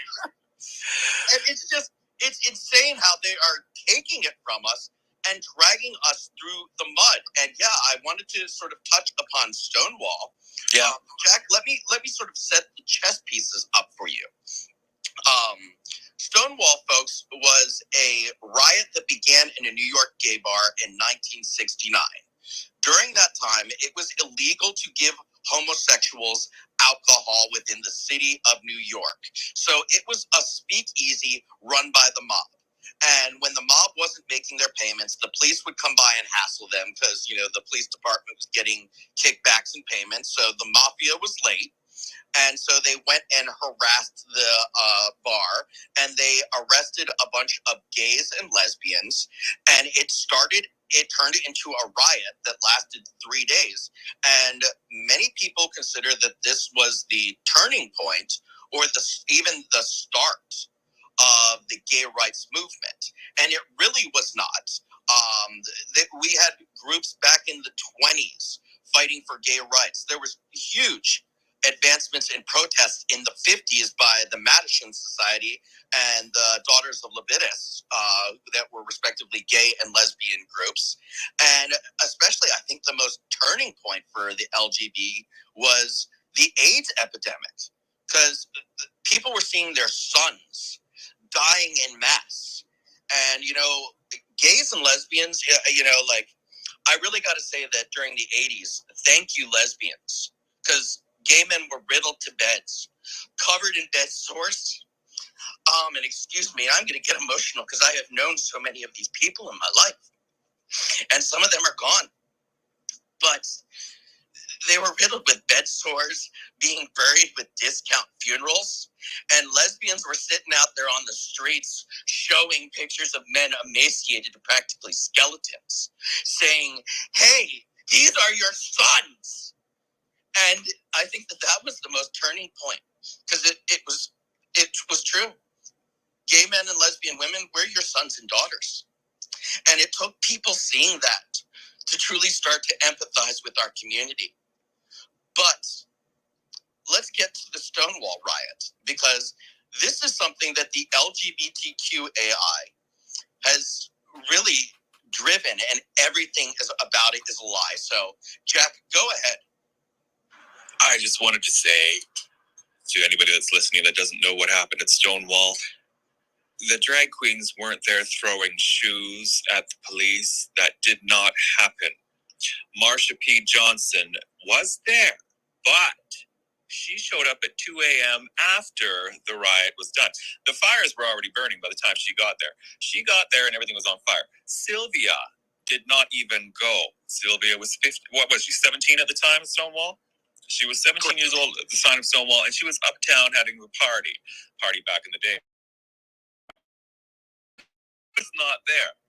She wasn't there. And Marsha has gone on record herself saying that she arrived after it was done. Like, everything was on fire already. So nobody threw a shoe. The drag queens were not there in full force beating up the police, and none of them were transsexual. They were drag queens. Well, I think all of us here on the panel understand what is being talked about right now, but our straight counterparts really do not understand that. But what is going on in the LGBTQAI plus community is we are being told that Stonewall was the grand moment of getting our LGBT rights, and that it was started by two trans women of color, who would be Marsha P. Johnson and Sylvia Rivera. And then we are also being told that we owe our rights to trans women of color, and that we've had our time. So now all you gays and lesbians and dissenting transsexuals like Buck, we need to shut up and not say a word, because it's our time now, because we got to give, homage to the trans women who started it all for us. And just like you said, Jack, neither Sylvia Rivera nor Marsha P. Johnson were transsexuals or transgender, whatever. Yeah, they were gay men. They were both drag queens. And up in the nest, folks, I posted an interview with Marsha P. Johnson, where you can literally hear her say that Miss Sylvia was still uptown having a party, which is code for heroin. So Sylvia Rivera, 17-year-old Sylvia Rivera, is tripping balls in a park on the other side of town. So she was not there to throw shoes or, kick line the cops back. And Marsha P. Johnson admits, I wasn't there. I didn't get there till after the riot already started. Yeah. And by accounts by people, it seemed like, they were arresting men and women, particularly if they were gender non-conforming by their clothing. And a butch lesbian got put in handcuffs. A lot of people think it was, help me out with the name, Stormy, someone on the panel, help Stormy. Delivery. Thank you, Stormy Delivery, but she never admitted to it, and she is no longer with us. But as this lesbian was being hauled away by the police officers, she started screaming, "Why don't you do something?" And that's what incited the crowd to start pushing back, and that's when the riot began. And the cops barricaded themselves inside the bar, and the gays set the bar on fire. Luckily, nobody died. Thank goodness. Let's all knock on wood. Not exactly, I don't agree with violence, not our best moment, but it did start something. But there is a lie being perpetuated about Stonewall and about our gay history, and it's being used to silence gays and lesbians and non-dissenting transsexuals like Buck.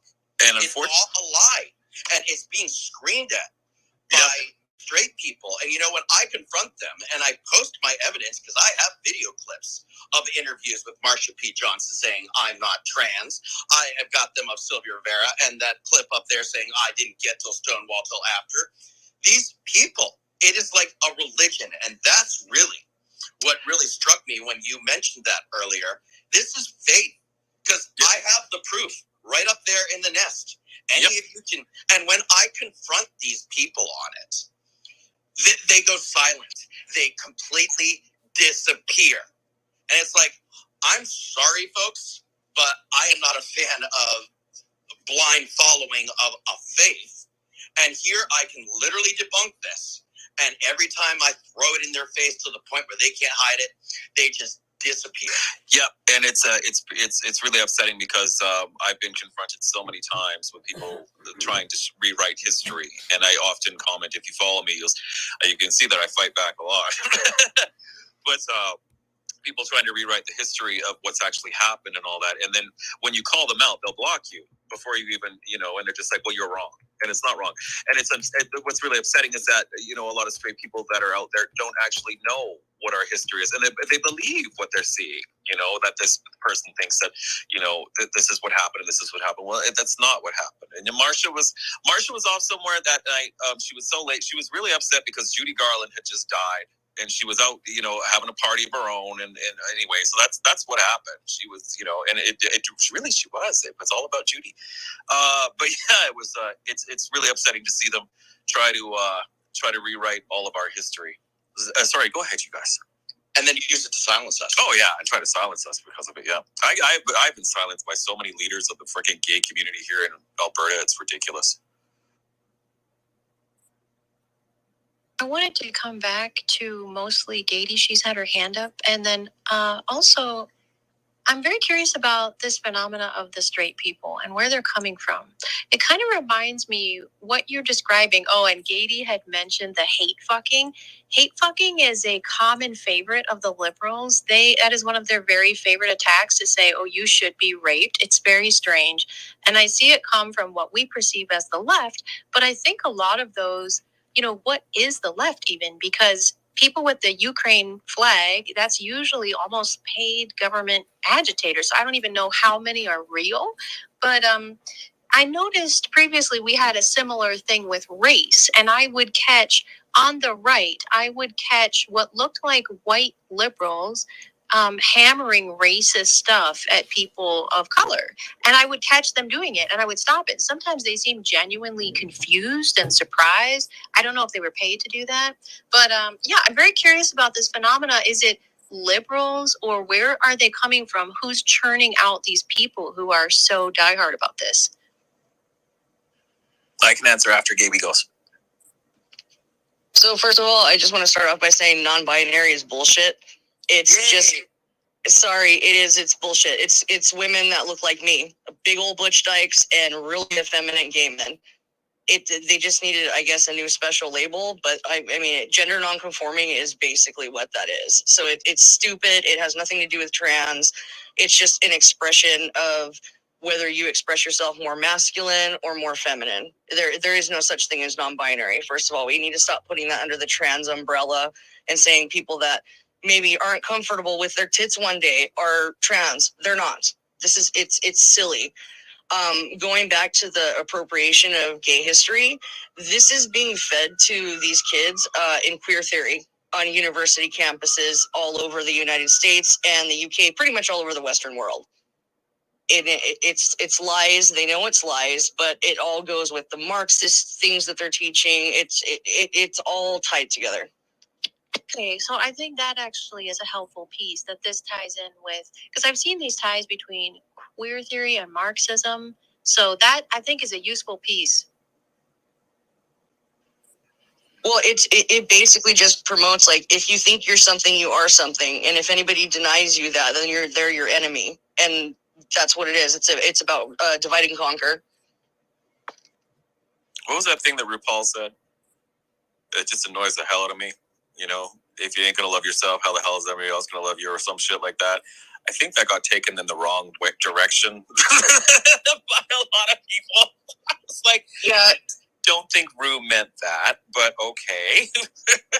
No, it's just fed narcissists, because these people that are in the radical trans movement and the radical LGBT, they're very narcissistic. They're very selfish. I've seen men and women that have full families, husbands, kids, and I call their wives and husbands trans widows and trans widowers, because they take no responsibility for anything that they've taken on in their lives, and the only thing that matters is themselves and how they feel. Yep, 100%. Ultra, where were we going? Well, you know, I was just going to kind of speak real quick about this whole silencing of gays. So first off, whenever I hear somebody say, "Oh, I'm queer," what I hear is, "I like heterosex, but I want to come to your party." Oh. Again, it's that lunchroom comparison. You know, we have our gay, lesbian, bisexual table, and people like Buck have their transsexual table, and suddenly these straight people come over, sit at our table, tell us that, you know, they're us, and we're like, no, you're not, and then they throw us out of our own table. You know, and it's being used to silence us. And if it's not coming from within our own community of, you know, actual LGBT people, or then it's all these straight people pretending to be LGBTQ. And if it's not them, it's our straight allies. Because I cannot tell you how many times a straight liberal white woman puts her finger up in my face and tells me that what she learned from Twitter or Facebook or queer theory is, like, you know, way more relevant than my thing every day, and tells me what kind of gay I'm going to be. It's the straight woman who tells me, "Oh, I'm a disgrace to my people." And we are actively being silenced from so many multiple directions, you know, and they call us homophobes. Excuse me, I'm a homophobic homosexual, and they call Buck, who is transgender or transsexual, they call Buck a transphobe, and it's like, no, that is the most authentic trans person on the planet.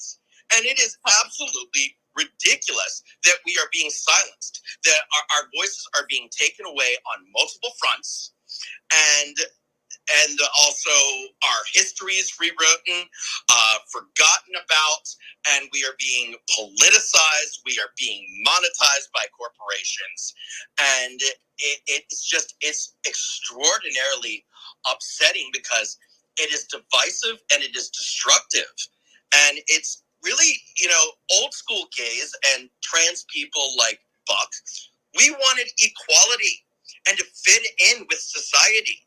We wanted to join society. And like you had said there, Dykes on the right, is that these people want to be disruptive to society. They want to upset it. They don't want to fit in. They want society to be entirely reordered from them. And like we've mentioned many times, a lot of these people are straight, but let's not lie to ourselves. There are gays and lesbians and transsexuals in on it, and our allies. And it's having a major negative impact on our social standings, because people are just sitting here looking at us like we're all two-headed monsters. You know, like we are coming for the kids, and we are all crazy and should not be allowed out in civilized public. And it's very concerning. Because, like what we started off with, a bunch of legislation is coming through, and it's making a lot of people perhaps a little nervous. And it's all backlash from these wild straight people who have hijacked the LGBT communities from us and formed this LGBTQAI++. Right. Buck, go ahead. Oh, I wanted to touch a little bit because you're bringing up a lot of things for me, for being so old school in this community. I remember back in the day, gosh, maybe in the 80s or something like that. God, that's a long time ago. But I remember we fought against having anything to do with children attached to our movement, for a lack of a better word. And I remember there was an organization called NAMBLA. I'm not sure if any of you remember that organization, but it was the National Association of Man-Boy Love. We freaked. We were like, get away from us. We don't want any. People already think we're weirdo pedos and stuff. And so we were just like pushing it away from us. Don't come near us. And now it's as if we are embracing this idea that children can consent not only to transition, but to even having sex with an adult. And I'm like, I want nothing to do with that. But now what's happening is people see that, and again, going back to the trans kids, which is so gross anyway, that whole expression, trans kids. Kids aren't trans. They might have dysphoria or they might have some stuff going on. But to label them trans right out the gate is so insane. But I equate this idea of transitioning children to NAMBLA on some level. And we're like, once you put kids in any situation at the forefront, people are going to lose it. And that's one of the things that set us back so far, is that we put kids in the forefront of this transition space. And it has made people go nuts and think we're all a bunch of weirdos and we want to do these experiments on kids, which we are. But anyway, I just wanted to touch on that because as an old school sort of LGBT person, I remember NAMBLA and I remember how upset we all were about it. And now this newer generation is like bringing it in as if it's a normal way of being, and children should not be in any way, shape, or form sexualized or put in a position of sexualization or put in a position of making life-changing choices. Sorry, I was, before we carry on with the conversation, I just wanted to touch real quick. I was reading some of the comments that I shouldn't probably have read, so I can't wait to open up the space, you guys. Just saying. Go ahead, girls. Bring it on. No, man. You guys, I'm all about bring it on. Bring it on, people. Yeah, let those people up so we can, because we're willing to have the conversation, people. Yes. That's the great thing about this space. We're willing to talk to you people who don't believe us or want to push back on us or want to create lies about us. Go right ahead and do that because we're here to have that conversation with you. Are you willing? When you get that mic, my friend, who are pushing against us, you better be ready to have the conversation and you better not leave the room. Yeah, exactly. If you just come up here to troll and run away, I'll stalk you. Yeah, and don't sit here and slander us or insult us. Have an actual conversation with us. Yeah, we would be thrilled to sit here and have conversations with the other side, and maybe we could find common grounds. Yeah. But at this point, I really kind of wanted to go to our next topic, but since we brought in this is negatively impacting the lives of LGBT and T people. Yeah. And again, a large fraction of this is straight people pretending to be some flavor of LGBT who are advocating. A lot of us gays and lesbians realize that, the next generation of gays and lesbians is getting transitioned away, caught up in this gender madness, and they're going to live horrible lives. As we said, Buck is an actual goddamn transsexual. He knows what it's like to be trans, and he's seeing this in kids, and it's not it. And we've been talking about the silencing, but one thing I would like to talk about is how this is erasing a lot of gays and lesbians, but it's not just us who are getting erased. It's women too. And, before I sort of gravitate over to that topic, one thing that really freaking frustrates me is I'm going to drop it like this. I miss the days when it was the old school religious right telling us that this wasn't a sexual orientation. We were choosing to like the same sex and their genitals, and that was a sinful choice, and we need to unlearn it to be better people. Well, now we're getting this from this radical trans community that most of them aren't trans, and gay men are being told that they need to sleep with people who have vaginas, and lesbians are being told that they need to sleep with people who have penises, and we are being told that this is a genital preference. Again, just like the old school right, religious right, we're choosing to like somebody for just their genitals, which, how insulting is that to boil a human being down to just their dick or their vagina? But then also, this is a bad choice because it excludes the trans community, and therefore we need to unlearn this. So this ideology flies in the face of what it means to actually be a homosexual, to be a lesbian or a gay. It's conversion therapy, but it's coming from the left this time. And, being gay and lesbian, and of course not transsexual, is not the easiest thing on the planet, because we do get a lot of crap from all directions of society. But honestly, right now, I'm going to sit here and say that Trey's the hate call for us, or the call for us, and the hate crime is coming from within the house. I wanted to touch a little bit on this idea that this new idea that if you don't date a trans person or have sex with a trans person, you're transphobic. First off, that is the most disgusting, forced, rapey, weird trope I've ever heard. Now, that being said, probably everyone in this room knows that I started my career in the pornography business 20 years ago. Now, when I did that, I was actually the first trans guy to do that. Whatever, that doesn't matter. But what I'm trying to say here is this: I did do things, and I did promote myself as the man. I'm going to be a little vulgar here. Well, man with the vagina.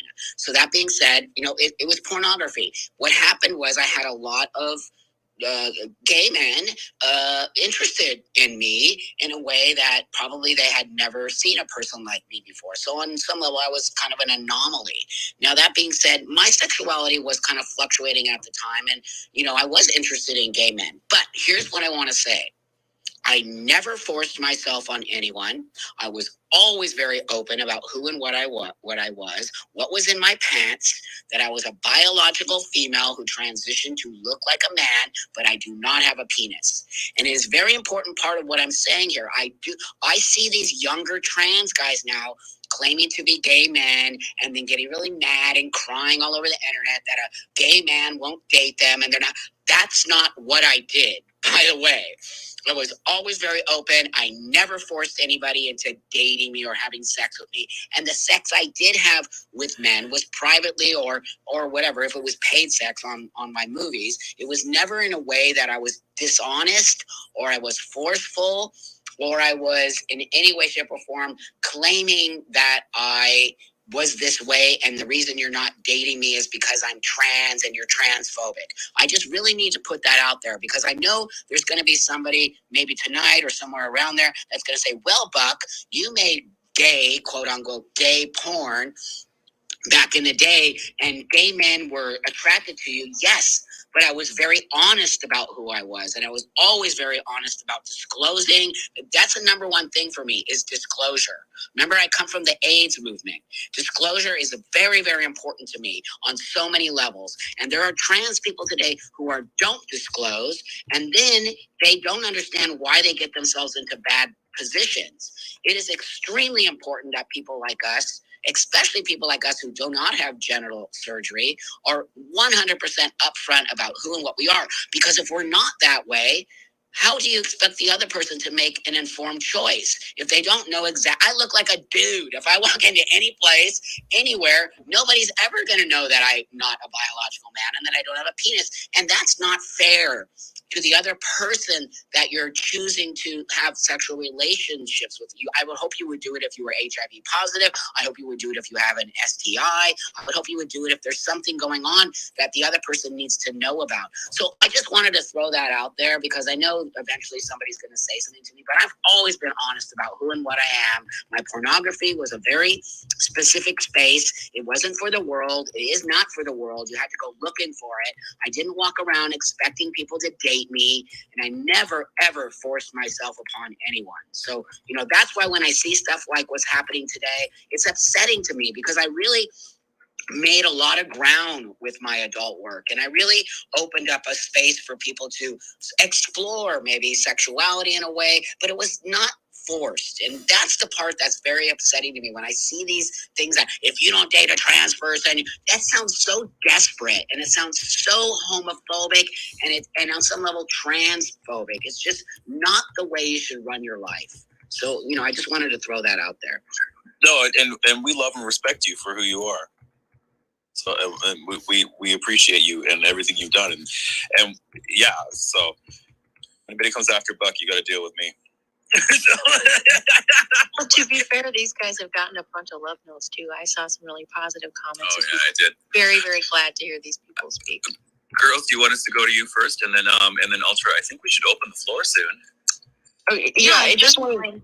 Oh, whoops! Sorry, Megan. My hand was up first. Yeah. One thing I wanted to touch on was Buck talking about self-ID. So the self-ID, that unfortunately made it possible for this MAP, minor attracted person bullshit, to try to attach to us. Because we're not allowed to question anybody's identity. Once they say they are, and that's it. That's the religion, right? But also this ideology runs on manipulation. They're manipulating parents by saying, would you prefer to have a dead daughter or a trans son? And then also, it's also coercion where, just like we were talking about just now, if you are not willing to open your bed to a trans person, well, then now you are a bigot. You are a transphobe. So I've seen young lesbians on Reddit that have chosen to take it on trans girlfriends that are calling themselves lesbians and that are so distraught over the fact that they are sexually disgusted by their partners and being self-deprecatory because of it, to the point where they're going into deep depression because they are not sexually attracted to their partners. Yeah, so I was actually going to bring up the Reddit thing too. Like, if anybody, even our straight listeners, want to go and search Reddit, there are so many lesbians and gay boys that are seeking help because they're not attracted to their trans partner's genitalia, and they don't know how to get over it. They don't know how to move past that so that way they can have a successful relationship, because they believe in all of this woke media saying, if you don't sleep with them, you are now a bigot. You are now a transphobe. And that is so sad because it is literally erasing the gay community. I wrote down like 3 different things because you guys talked about so much that I want to touch on, but I'll keep it short. Buck, you had mentioned when the pedos back in the day were trying to come into the gay space or the trans space. And when we were fighting for marriage equality, does anybody else remember when they said, well, what's next? Are they going to marry dogs? Are they going to marry animals? I remember. And now there's people who are identifying as animals and they're wanting to marry them. I'm just like, I'm so shook by that. It's insane. I'm just like, are you kidding me? Why did this prophecy have to come true? Right? Out of everything, why did that have to come true? To quote Ultra, this is why we cannot have nice things. Sorry. Go ahead. Oh, Lord knows I say that all the dang time. The downfall of acceptance within the gay and trans community has fallen dramatically within the general public. And that really bothers me because we were at a point where we could just live our freaking lives and not have to worry about anything. We didn't have to worry about people coming after us. We didn't have to worry about, being harassed on the street because we were actually accepted. It was a good 5 years. We had about a good 5 years, and then this happened. Exactly. And I don't know how these people think that they were oppressed. I don't understand how these people think that they actually now are being so suppressed. Like, we set the generation up for success. Like, kids, we set you up, and we set you up good, and you done destroyed it. I blame with your the trophy blue hair dye. Yeah. With their you know wife. what? Me and my wife are hairstylists, and I'm sorry, but fashion color has been happening since Kool-Aid in the 80s. Okay? It's a thing. But even now, like, we still have colored hair, and you know what? We want to take that back too. Sorry, not sorry. We're taking that shit back. But yeah, the acceptance that we've had has gone so dramatically down that it's going to take an army to get us back up. And that's what we're trying to do. We're trying to build this army to show the world the general, like, I would even go as far to say 85 to 90% of us gays, lesbians, bisexuals, trans people are not down with what's happening. It's just they're scared to speak up. They're so terrified to speak up and have that label, have the doxing, have everything else happen. But we can't be the only ones. We need everybody to speak up. Don't be afraid for these people to come after you, because they come after us all the dang time. All the time. But what is it doing? I always say there is no bad publicity, because it's just going to make them look stupid. 100%. We'll take the rest of the hands, and then I'll try if you want to. Do we want to open the floor soon after? Oh, well, we still have 2 more sections to get through. We haven't talked yet about the ideology in schools, and we also really haven't gotten to the solutions of this. Right. So we're sorry. We'll try and get the floor open in about 20 minutes, because we know some of you have been sitting here. Your hands are turning. But, Helly, go ahead, and then I'll sort of lead us in. Yeah, maybe this will tie in with the schools. Just another, I was thinking out, it's almost like cultural Marxism. Maybe that's why they couldn't let you be. They couldn't let you just live, because I guess it's really important that they have to smash the norms. And if you could kind of have a moment of being at peace, maybe that's why they really couldn't let that happen, and they have to turn it upside down. Well, a lot of it has to do with actually all of these charities and everything else. Like, once we got gay marriage and we got acceptance, what else did they have to draw in money?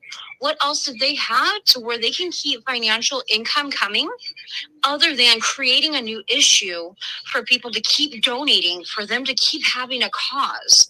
Like, I know within Gays Against Groomers, we don't want to be here in 5 years.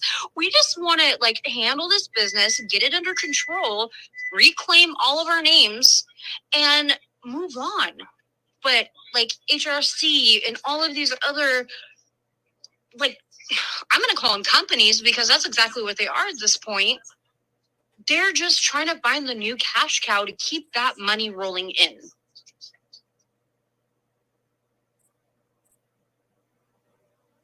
Well, the whole thing about this whole gender ideology movement, like we've mentioned many times, I mean, the most rabid of it are straight people, be they allies or people pretending to be some flavor of LGBT, who are telling us how we're going to think as LGBT people. And they look absolutely crazy. And, for the common person, they think that, that's who we are. And, and we need to stand up to these people who have stolen our community, because this whole ideology, it's dangerous to gays, it's dangerous to lesbians, it's dangerous to transsexual people, it's dangerous to women, it's dangerous to men. And there is pretty much an erasure of everybody else. It's turning society on its head. And especially since they're coming for the kids, that is just a bridge too far. And like we've talked about, we remember what it's like to be little gays, little lesbians, and little transsexuals, and the confusion. And let's be quite frank and honest. Junior high school and high school is the worst time in anyone's life. I don't care if you are gay or straight. I don't care if you are trans or not trans. Being a teenager with all the hormones, all the social pressure, all the social anxiety, it sucks. And we're making it so hard for kids, for little kids, and we're coercing them into unnatural behavior. We're making them get surgeries or take hormones and chemicals that they cannot come back from. And we are just making this so much worse for them. And it's heartbreaking.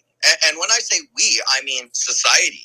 This LGBTQAI++ monster is just absolutely horrific.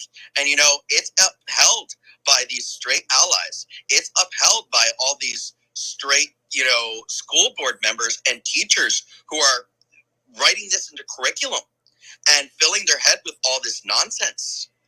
And it's really just denying a whole bunch of young people the personal journey.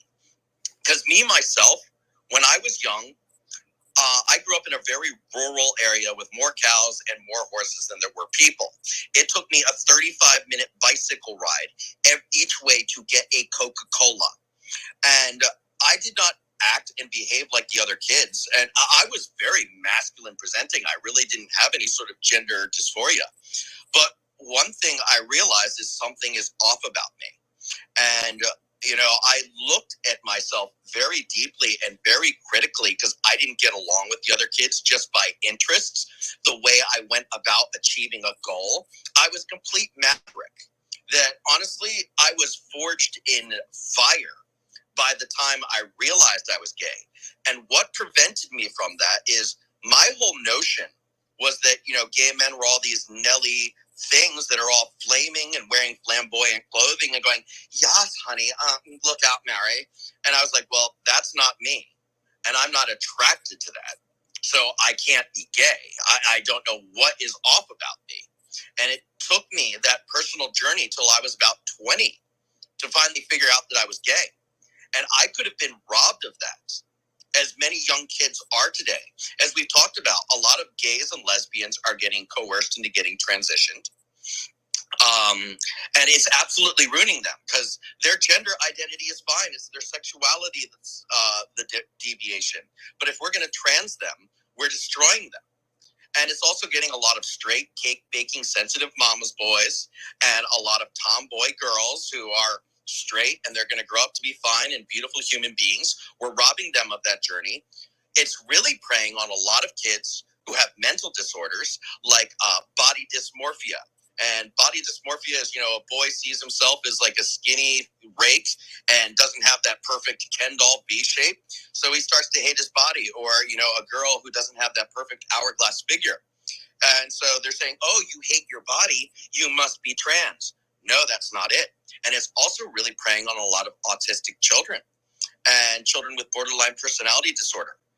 And this is just going to ruin them for the rest of their life by, you know, cutting healthy pieces of them off and putting them on hormones that are forever going to change their body and make them medically dependent on a system. And then they have that on top of their mental disorder that nobody tried to. We're just going to sweep them under the trans umbrella. And it's absolutely abhorrent that it's being taught in schools and it's being upheld by a system. And again, the most fervent defenders of this system are our straight allies and the queer community who are not LGB or even really T.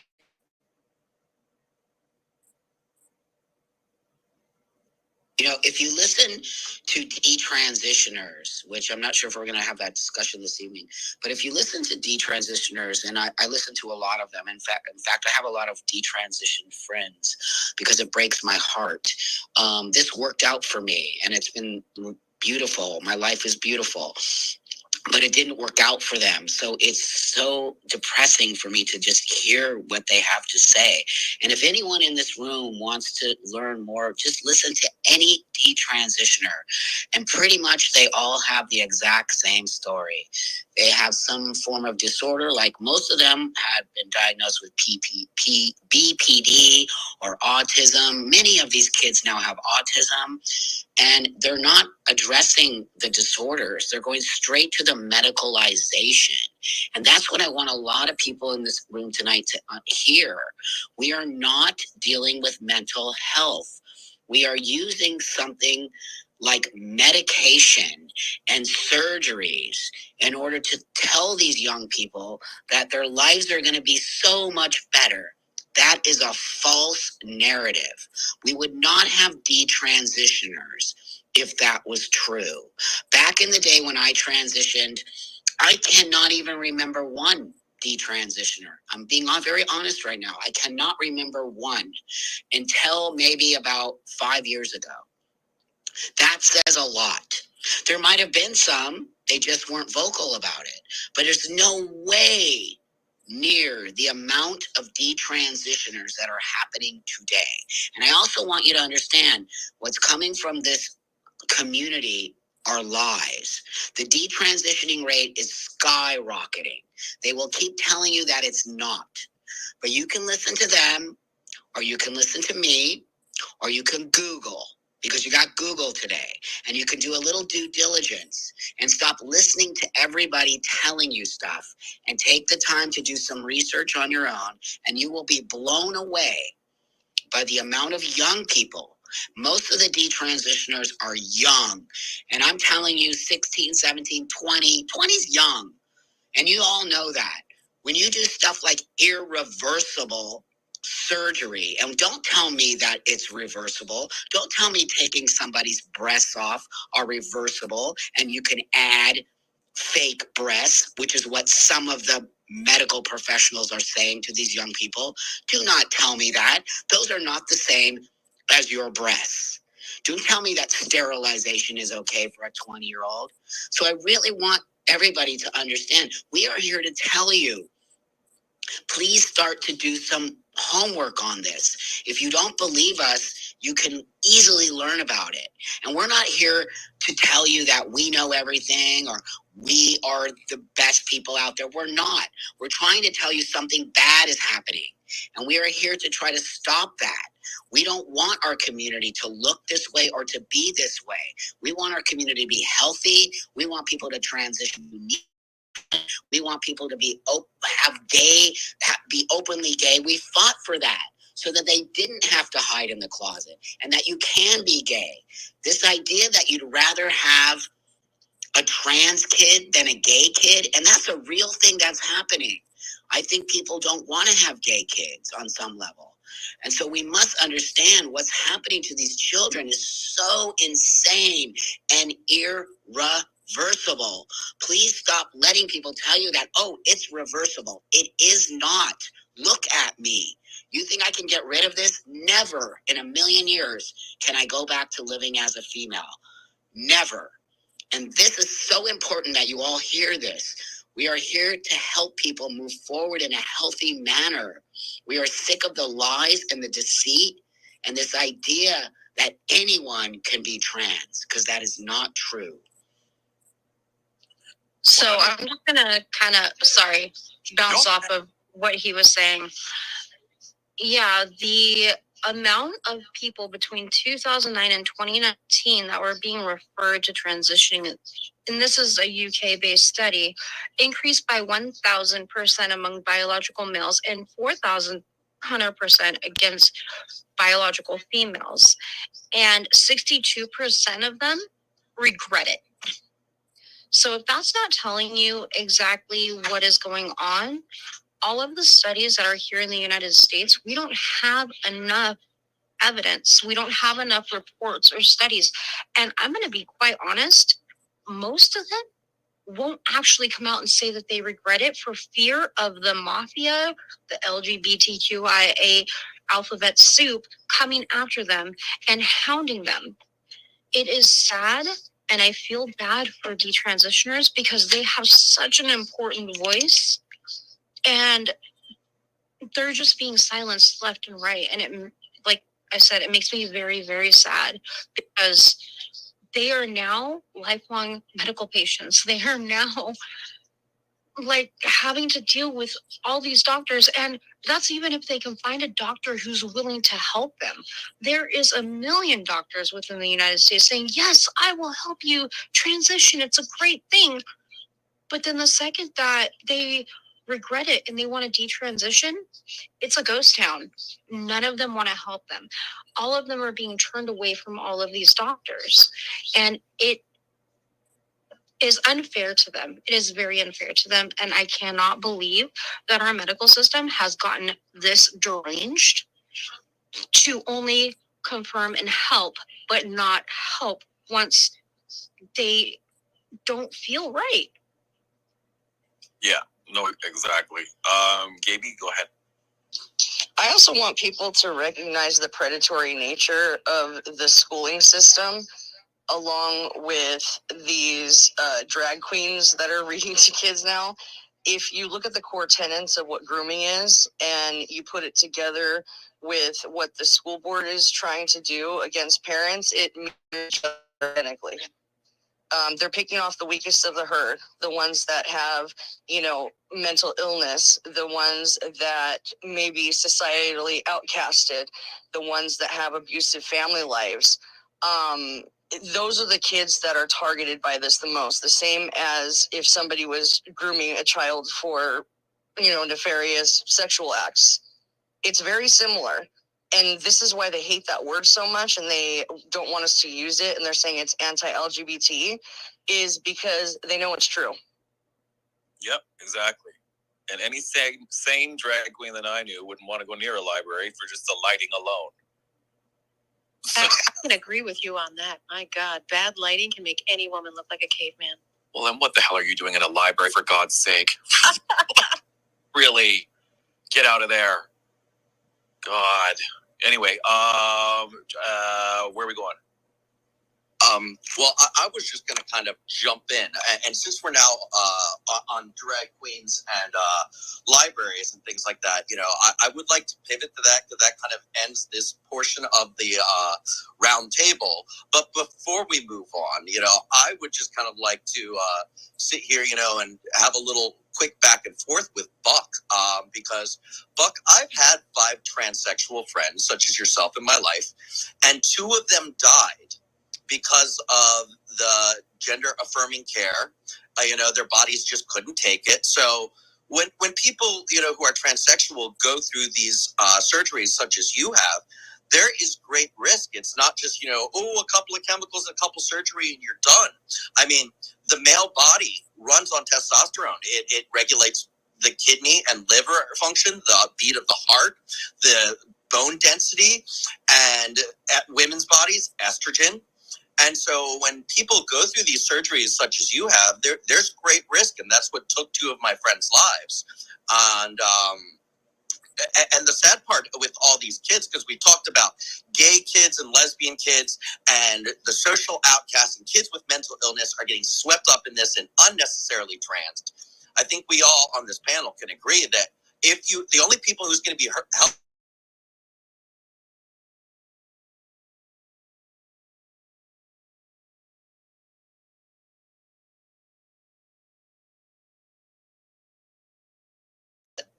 permanent damage for an oopsie. And I put up in the Nest a little blurb right here about gender affirming care. And this is straight from, the people who are saying we need to transition kids. And it says, in the absence of solid evidence, providers must rely on expert opinions of innovators and thought leaders. So we're doing all of this on a handshake. And, I would like to, get your feedback, Buck, about this, and you talked about this in the very opening, but just how awful this is. And then we'll pivot sort of to libraries and drag queen story hour, folks. So great question. So, again, I transitioned such a long time ago, and I remember my doctor telling me I'm a guinea pig. He used those words, and that was 30 years ago. So fast forward to today, we still don't, everyone who's taking trans medicine is a guinea pig. We still are in this space of experimentation. Now, the United States has no very few studies, if any. It's mostly Europe, who's always been ahead of us, especially Sweden. And they've been studying this for a very long time. And if any of you don't know, they've shut down all of these situations with kids and giving them hormones and putting them through, because they realize, number one, it doesn't necessarily work, and number two, that they don't have the strong studies to be giving anybody these kinds of medications. Now, that being said, I have run into health problems. I've been very open about the things that my body has had to endure through testosterone. You know, again, it's why I talk about my biology, and I push against this community lying that our biology, I mean, it's just so absurd that our biology isn't real. And I know why they're doing that. They're doing it so that, you know, trans women can be women and trans men can be men. And even though we're not, we're trans people. So that being said, I ran into a very, very serious health problem that actually almost killed me. It's called vaginal atrophy. And that happened because I was on testosterone at the time, about maybe 15 or 20 years. And, you know, again, I'm biologically female. Adding a foreign substance called testosterone into my body that's biologically female, and it's foreign. It doesn't understand how to handle it. Anyway, long story short, I started getting these crazy cramps in my, you know, reproductive system. No doctor could understand what was going on. I went to so many gynecologists. Half of them wouldn't touch me. Half of them called me a freak. I'm not kidding. Half of them said, get out of my office. I don't know anything about what you are. I mean, it was insane, the stuff I dealt with. And then finally, I went to a gynecologist who said, oh, well, okay, you know, we'll just make you the last patient so you don't make the other patients uncomfortable. And so then when they did the pap smear, they said, well, we don't really see anything wrong. And then a year later, I basically dropped on the floor and had 108-degree temperature, got rushed to the emergency room where I had to tell them all I have a vagina. And they were looking at me like, what, dude? You must be like delirious, because I'm screaming. I mean, it's kind of funny. I'm screaming, I have a vagina, because I knew they were going to take my pants down and they were going to freak. And I was just like, so they literally thought I was like delirious, and they take my pants down and I have a vagina. And long story short, they're like, oh my God, you have like a major infection and it burst and you became septic. And, you know, if you didn't come in 5 more minutes, you would be dead. And so I was I think I am actually the very first recorded case in the history of long-term use of testosterone on a female body. And here's what I want to say about that. This new trans community says I'm lying. I have seen videos out there about me making this up, and that this isn't true, and that trans men don't get atrophy. Yet every day I get a trans man sending me an email asking me why they're cramping down there, and no doctor can understand what's going on. So this is what I'm dealing with in a community that's supposed to be so loving and grateful and open-minded and diverse. They're calling me a liar. So that, you know, it's quite bizarre for me to be in this position that I am in today, really championing for the rights of trans people. I've been doing it for 30 years, traveled the world, helped change laws. And then I have a group of young people telling me I'm lying and that it's not true.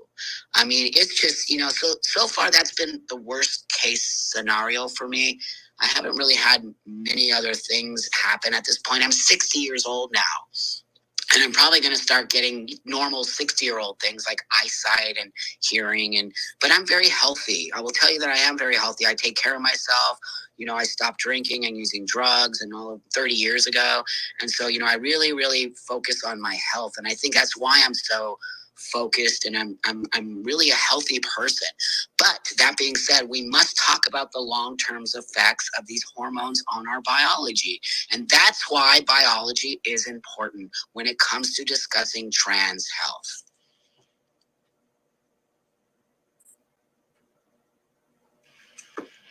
Go ahead, girls. No, not you, man. Me. Sorry. I'm like, damn it, I had my hand up first. So I just wanted to touch on something that Buck was saying, because today the first study on puberty blockers dropped. And it's as we expected. It was 500 teens that were studied, that it was over a couple year period. And the things that they saw was infertility, zero sexual function, bone density deficit that was causing major osteoporosis and not in bones not fusing in spinal cord, and also brain development deficits, along with all major vital organs not growing to adult size. These blockers were never studied or approved for use on dysphoric kids. They are only studied to be used on precocious puberty. So, yeah, that's over the last couple of years that they've been studying this, and the outcome was the same for all these kids, unfortunately. Can you post that in the in the chat right now? Is there a way to do that? I'd really love for that somehow to get out now to who's ever in this room, so that people can actually see that study. Is that possible? Yeah, I can try to post it. Yeah, right on, friend. Thank you. So the one thing that I wanted to touch on is kind of also with the puberty blockers and one other thing. So Lupron, we all know, is one of the major things that is used for puberty blocking. I did a lot of deep diving research, and the things that really stood out to me was 98% of these kids that are taking this have hyperhidrosis. 65% have migraines consistently, as well as brain swelling. 37% have vaginal or testicular atrophy. 31% have depression, emotional liability, altered mental status, suicide ideation, suicide attempts.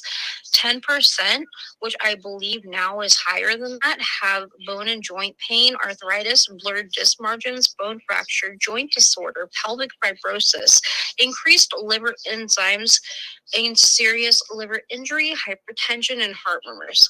So just going based off of that, which is just a Lupron study, it is not irreversible. You cannot stop your puberty from happening and expect you just to miraculously go back to having puberty once you're 17 and you started at 12. It's not going to happen. The other thing that I wanted to touch on was that you guys were talking about BPD. A lot of people might not understand what that is that are listening. BPD is actually borderline personality disorder. I have been diagnosed with that 3 years ago. I've gone through immense therapy, and thankfully I'm now, able to handle it. So what BPD is where you have a very blurred sense of self reflection. You don't really understand who you are. You kind of blend in with the crowd. Whoever you're around, you kind of pick up their personality, you pick up their similarities, you kind of mimic exactly who you're around because you have no self-identity, and it can be very detrimental. And I actually encourage a lot of people to look up the symptoms of BPD because a lot of these children are going through it and don't even know it. As well as autism. That is another major one that is reflected in the transing of the children. And it's really sad to me. Jen just mentioned ADHD as well, because all of those three things have a very blurred sense of self-identity. They don't know who they are. So having all of these kids who start at kindergarten, first grade, second grade, which is where they're really starting to push it now, they are growing up with this, and a couple of those are genetic, like autism and ADHD are genetic. There's something you are born with, it's hereditary. So as you're growing up and you're learning these things, you are mimicking all of the things that you're hearing. You're mimicking all of these people around you that you may look up to. And if you just take a browse around TikTok, you're going to be scared about the teachers that are teaching your children. So when people say homeschool your kids, seriously homeschool your kids. If you're in a woke state like California, Washington, New York, all of these places, it is scary. Like, I'm not even joking. It is scary watching these teachers on TikTok or Instagram and what they're saying that they do. The fact that they took all the American flags out of the classrooms because now that is a racist, controversial symbol, and posted like rainbow flags and trans flags and all these other flags, but they can't have the American flag. That should just tell you what these teachers' mindsets are when it comes to your kids. And it's, again, very scary. It is indeed. Okay, so we're going to go to Ultra now. We're going to finish up the conversation and we're going to open up the floor because I know so many of you have been so patient and we thank you. Patriot Bell, I see you, love. You're the first one up. And Jack, can you please re-add Helly? She dropped out. Can you put her back as co-host? Thank you. I was so caught up in you guys. My phone totally died. I was so wrapped up in what you were talking about. My phone disappeared. Well, and you know what's incredible, you guys? This conversation has flowed so well, and I'm so grateful for all of you, every single one of you, because we've gone for almost 3 hours, and I'm so grateful to everybody with their hand up. Yeah. We promise we're going to get to you real soon, folks. So we're gonna wrap this up right away here, and then we're gonna open up the floor. We're just gonna touch on the next subject. We're probably gonna have to do another space, folks. I mean, I swear. Yeah. I don't know about the panel, but I would be totally up for doing this again within the near future, and we can continue talking about this. But so we've established that a lot of this is coming, down on children unnecessarily, and considering the medical issues that will stem from it, and that a lot of them aren't actually transgender. This is a very big oopsie, and all the evidence is piling up that this is not a good thing, which really just kind of drives that this is a faith, and it's coming through in the schools. And I would like to, sort of talk about the books that are going around right now, because when I address them on social media, the first people to come to me are straight allies, and they tell me that these books don't exist and they're not being used in schools, they're not in the libraries, they're not in teaching materials. And I go through lots of back and forth with them, and I provide the evidence. And folks, these books are very freaking graphic. They're showing young people having oral sex, sometimes with adults. And it's horrific. And I remember this one fight I was in with this straight liberal ally, and he was like, "Oh, it's not happening. Oh, it's not happening." I show him pictures of the book. He blocks me. Now, he's also a nobody journalist, but he wrote an entire hit piece article on me. And he was like, and then this gay man sent me pictures of books with graphic and shocking images. And I'm sitting there reading his article going, oh, graphic and shocking images that you said didn't exist in schools. It's just the cognitive dissonance of these straight allies speaking over us. Because here I am, a gay man, saying this is absolutely unnecessary, disgusting information that children do not need to read and do not need to see. And you're saying it doesn't exist. And when I post information to this, you all say, nah, or you disappear, or you scuttle away in silence. It upsets me. And, I would really like to talk about one thing called, and it's being used in classrooms, or if not that, it's available in school libraries. And it's a book called This Book is Gay. And one of the chapters actually teaches children how to meet other queer folk that they met on the internet without the knowledge of your parents. So it teaches you how to sneak around and meet these people. And I'm just like, oh my God, that is a total risk for a full-grown man or a full-grown woman. I don't care who you are, gay, straight, trans, not trans. That's a complete danger to go meet somebody from the internet on secret, let alone we're letting young people who aren't fully developed, we're giving them a guidebook. And it's just like that above all books. Like, I don't think kids should be learning about oral sex and how to turn a penis into a vagina to begin with. But that is like an upfront, clear, and present danger. And how this thing is being allowed in school libraries or even used in classrooms is horrific to me. Agreed. Buck, what do you say to that? Yeah, I do think that is it, as a parent of a 10-year-old, I actually go to school and I will go to the classroom because I want to see what he's being taught. And luckily they're not teaching any of that stuff right now. But so here's what I want to say. I am all about freedom. I'm pretty much a liberal type person. I'm not left woke. I'm very liberal. I'm very about finding those spaces so we can all coexist. But so this is a difficult thing because I do not believe in banning books. I think that's a very slippery slope. But what I do believe is that parents need to be involved with their children. And so these books are disgusting. And this is somebody who's I'm open sexually 100%. And I believe in sex education. But that's a very age appropriate thing. You can't just start showing fifth graders stuff like this. That is insane. But what I want to say is that I think certain books should be in schools at certain ages. We might, kind of not understand this, but I do think kids are learning about sex at an earlier age because of the internet. Now, that being said, we need to understand there are pedophile weirdo freaks on the internet luring these kids. And so if they don't really understand consent, or when this person says certain kinds of things to them, that should be a red flag to you. I teach my kid these things because I know that there's weirdos out there. So I don't think kids should be learning about blowjobs and learning about, turning a penis into a vagina. That's ridiculous. But at the same time, I think sex ed is very important. Kids are getting pregnant at 12 years old, right? So, it does need to be taught somehow, some way, but not through graphic novels of kids keeping it from their parents. And, then there's this idea that now you can go to school and transition without your parents knowing. Are you fucking kidding me? What?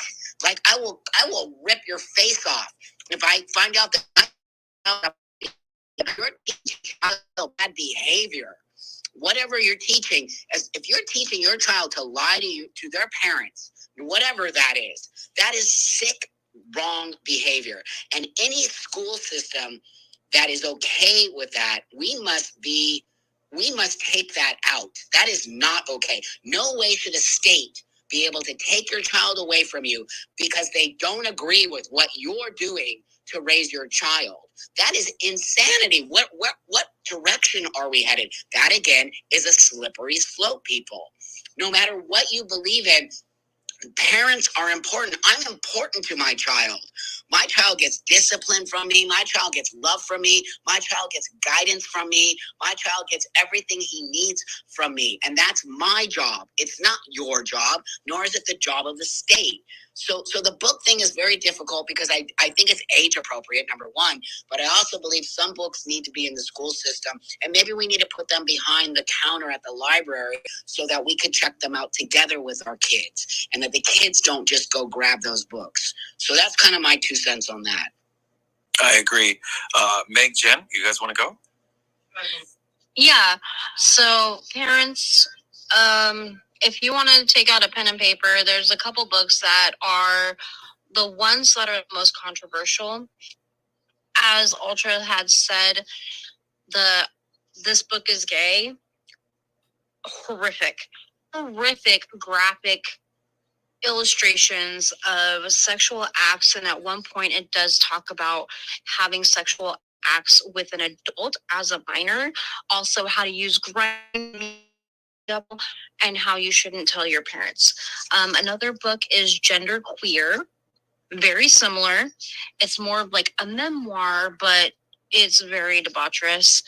Better Nate Than Ever, 5, 6, and 7. It is a trilogy. That one is another very controversial one that is geared towards elementary school students. I have my list right here. Melissa, it's another one. It is also more geared towards early middle school. That one is one that follows a young trans girl that discovers her true identity. But in that process, it has a lot of sexually graphic explanations of things that this person went through. It's kind of honestly shocking that it's for middle school. The other one would be, where'd it go? So one that has been controversial, I Am Jazz. So we all know Jazz Jennings, TLC, whatever. We've seen what she's gone through. She has even admitted that she doesn't like this book. She has admitted that she doesn't like pushing this book on kids, but it is geared towards very young children based on her experience. And I just don't think that parents should be pushing any of this on anybody else. Like all of those TikTok stars where they're just trans husband by proxy, like parading their kids all over the internet because they, I don't know, want to be internet famous for whatever reason, get monetary. I don't understand it, but I think that book kind of sums it up. I mean, it doesn't take much to Google what is going on in here, the things that are disturbing that her mother says about her. The last one that I know is geared towards very young people is And Tango Makes Three.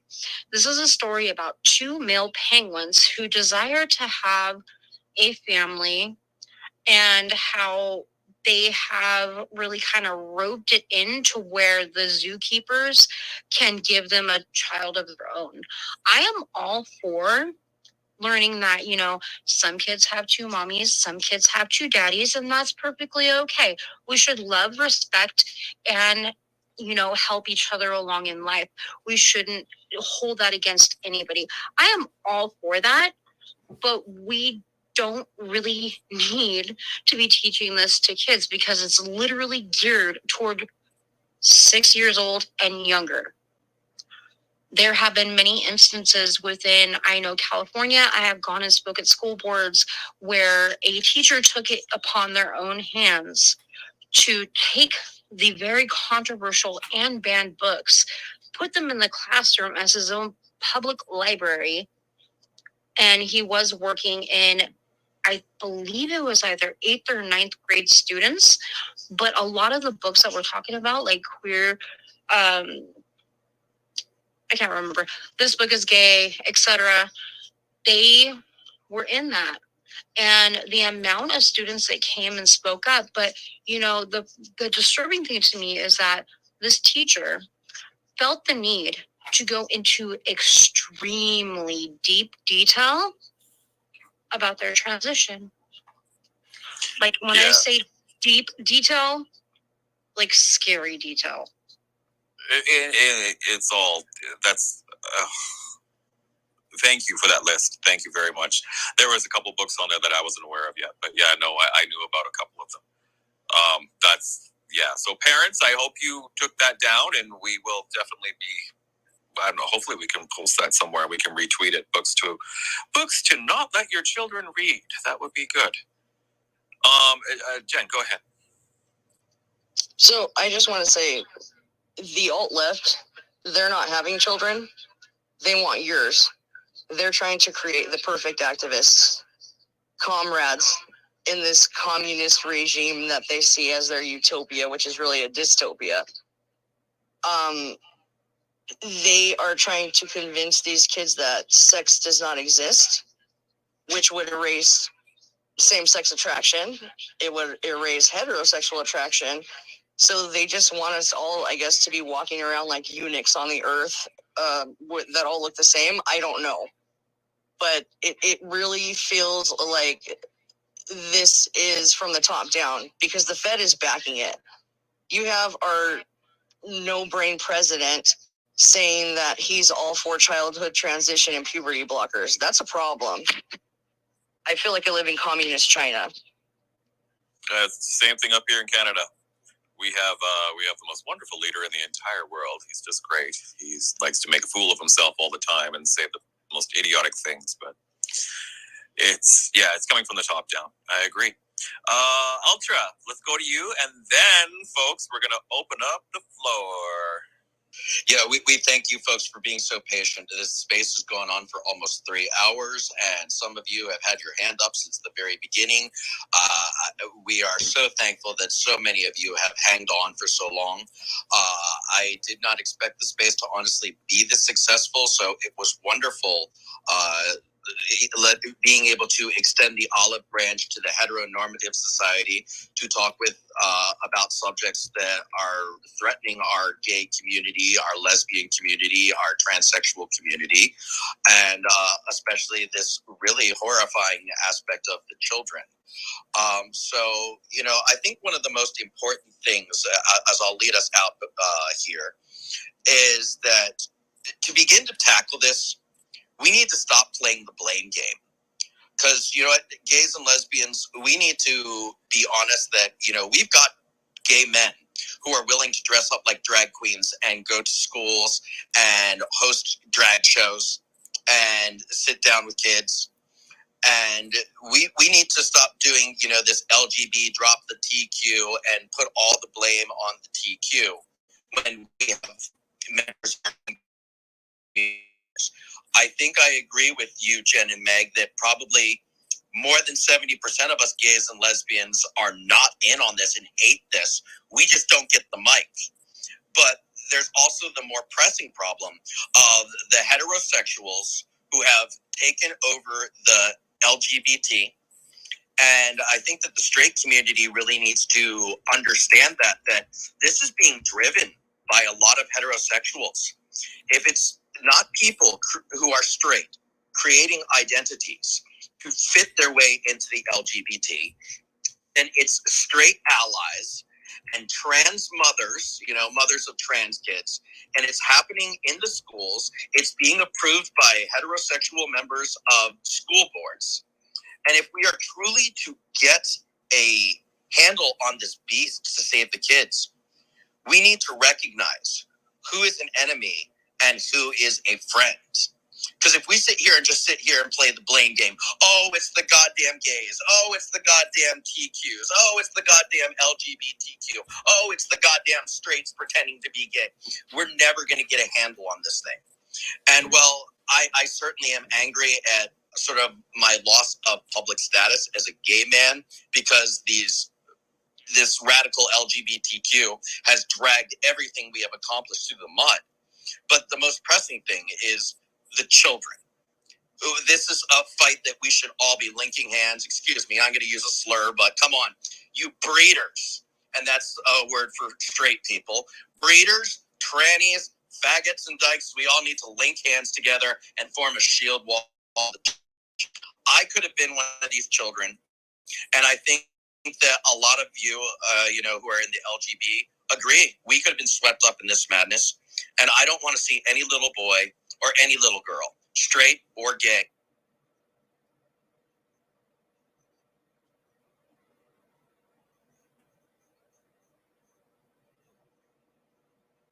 This is what makes us all, as human beings, so beautiful, and they're absolutely robbing this of us.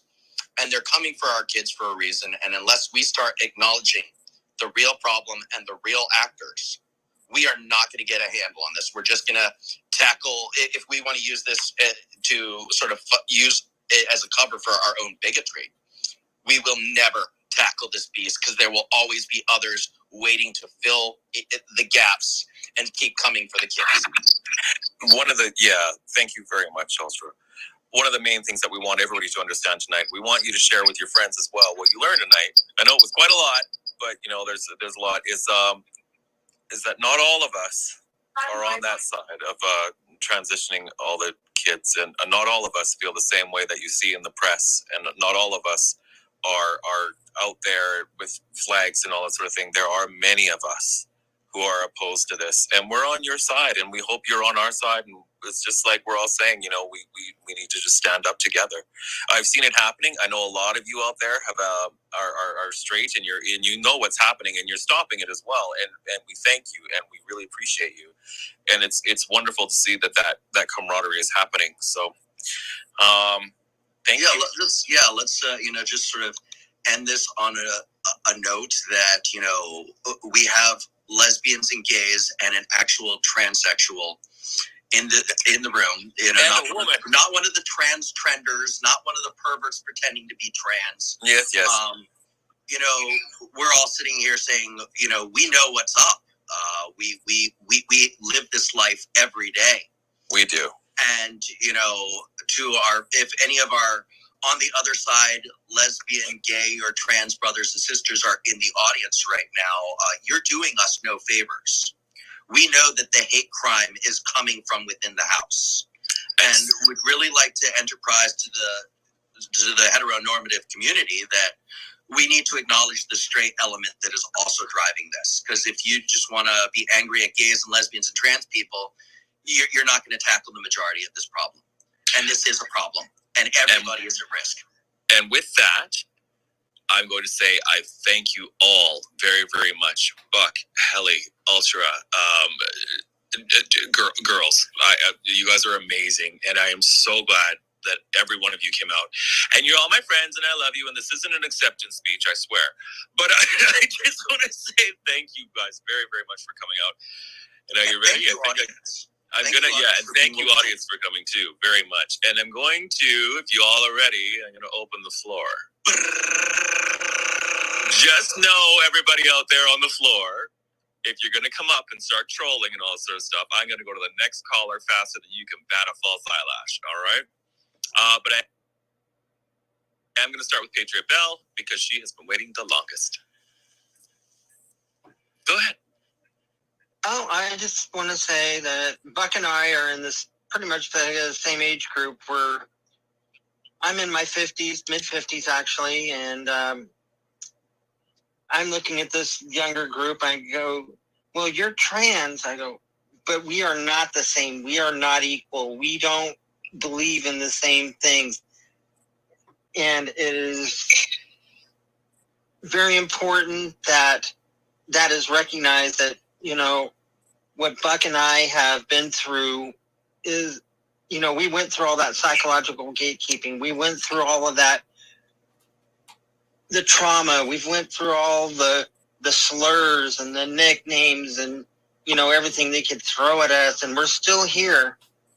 And, you know, when I look at these kids today, they're going, well, I'm trans. I'm going, no, you're not. You know, I know what trans looks like. People try to get me silenced.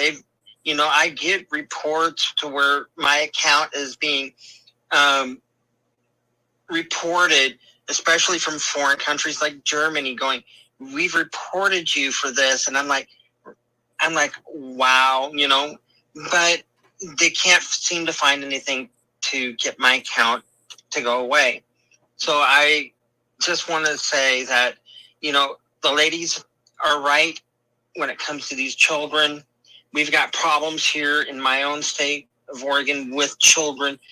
I posted up into the purple bubble there about how they're trying to make it here in Oregon so a 10-year-old can get an abortion and not even tell their parents.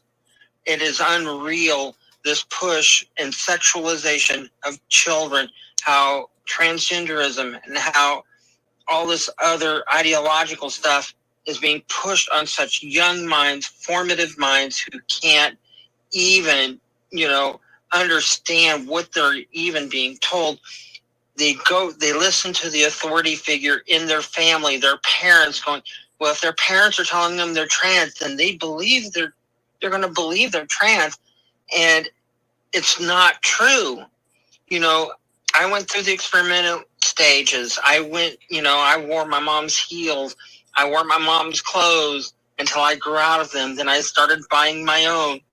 And from a very early age, I mean, I was early in my 20s. I didn't actually start transitioning until I was in my late 20s. You know, I'm coming up right behind Buck at, you know, almost 30 years for me. I'm coming up right on 28 years of this. And I'm looking at this and I keep fighting it. Then here comes Dylan Mulvaney. And, you know, and people are equating me to Dylan Mulvaney. I even put it up side by side comparison, apples to apples. Who's got it and who don't? I am going to, make fun of the Dylan Mulvaney's because that's the only way you can really fight back against them. Because if not, they swamp you. They come and attack your account. I woke up one morning with over 50 plus hate messages to replies to my tweets. And I'm like, you gotta be kidding me. It doesn't, but I'm strong enough. It doesn't get to me. It doesn't bother me. I have to value the person to value their opinion. And if I don't value them as a person, then I'm not going to value their opinion. And I'm right there with Buck. Buck is right. The ladies are right. All of you up here on the panel are dead on the money. And I am on your side. And I even get more hate because I'm trans. I'm conservative. I'm right-leaning. I believe in our Constitution. I served my country honorably. And I'm working on getting a nonprofit up and going for veterans because I'm a veteran myself. So that's where I'm at. I appreciate the time. Thank you, Jack, for giving me the time to speak. I appreciate you all. I look forward to seeing and hearing from all of you. And with that, I yield back the floor. You're amazing. Amazing. We're going to, folks, we have a catastrophic number of people requesting mics, but only so many mics. So after we say your piece, we are going to drop you back down just so we can get other people up here. So it's nothing personal when we kick you down after you've spoken. So let's move on then to Grumpy Gay. And then I believe Jess was the next longest. And folks, can you start raising your hand so that we can kind of keep in order and know if you have something to say? If you're taking a mic just because you want a mic and you're not going to say anything, we are going to boot you down because a lot of people want to get some peace in. So, like Elliot, Alex, and Summer, if you've got something to say, please raise your hand. Otherwise, you're going to have to go. And Patriot Bell, we're going to drop you down, and then we're going to jump to Grumpy Gay right now. So thank you very much. Go ahead, sir. Yes, hello everybody. I also have to say that I'm kind of fangirling that I'm up here in a space with Buck Angel. I first found Buck Angel about, 10 or so years ago. I guess I shouldn't be afraid to say it now. I was an adult. I found him through his porn. Not gonna lie. But no, it showed me that, like seeing Buck Angel, I, of course, investigated him after that. I'm like, who is this individual? He's unique and interesting. So I did some deep dive. I'm like, LGBT people can succeed and thrive in America. Maybe what they're telling me isn't exactly true. So Buck Angel, I think, was the start of my red pill, the start of the slippery slope that made me the conservative Republican that I am today, because that was one of the first narratives that was busted, was that, well, if you're gay and lesbian in America, you're gonna be held down, blah blah blah. No. And so also, God damn it, Buck, you're making trans Republicans. Well, I'm a gay guy. It's amazing. Sure. It's Merle. No, I'm just kidding. No, okay. So, also what I wanted to say is that, with the whole rewriting of history thing, I am beyond pissed off about that as well. So, if you have seen my bio, one of the things I recently put in there is, I'm working on a doctorate in quote unquote queer history. I will be working on setting straight the currently accepted narratives that are incorrect. I want to focus on real queer history because I noticed that there's this trend to trans the dead. The first one, as we all know, was Marsha P. Johnson. I have my pushback with this is that I there have been eyewitness accounts that say Sylvia Rivera did identify as transgender or transsexual, whichever the accepted term was back in the early 90s. But I haven't delved too deep into that. So I'm willing to accept that Sylvia Rivera is trans and maybe was trans back then. However, I have proof, several recordings. I've made a TikTok about this, and every time I make this TikTok, they take the whole fucking account down. But I have recordings of Marsha P. Johnson saying, I'm gay, I'm a man, and I'm a drag queen. Like he says on record many times, I'm a gay male drag queen. And I also, like you, have that recording. I didn't get downtown till after it was 2 o'clock and it was a raid already. Like, I still have his voice saying that seared in my brain. I didn't get downtown till after it was 2 a.m., after it was a raid already. And Miss Sylvia was uptown having a cocktail. Exactly. That was in the interview. Yeah. Like, because Sylvia wasn't old enough to go to a bar. Yeah, Sylvia wasn't. Yeah, she wasn't old enough to be there, and a lot of the misconception. What do they call it? What's the word? For the longest time, they would call us transsexuals. Oh, transvestites. Transvestites, that's it. Yeah, transvestites. So a lot of people get that confused with Sylvia, is because, like, for the longest time, they called us all transsexuals. Yeah, so, if you were a drag queen. So, like, my passion is, my passion has always been gay history, since I was in high school, really. But there hasn't really been a need for that. And so, like, about a year and a half ago, I went on a search looking for somebody who specialized in gay history specifically, and I didn't really find anybody who isn't far known and openly far woke. So, I mean, I was looking for a field to get a doctorate in. This has been my passion. Why not make it me? So.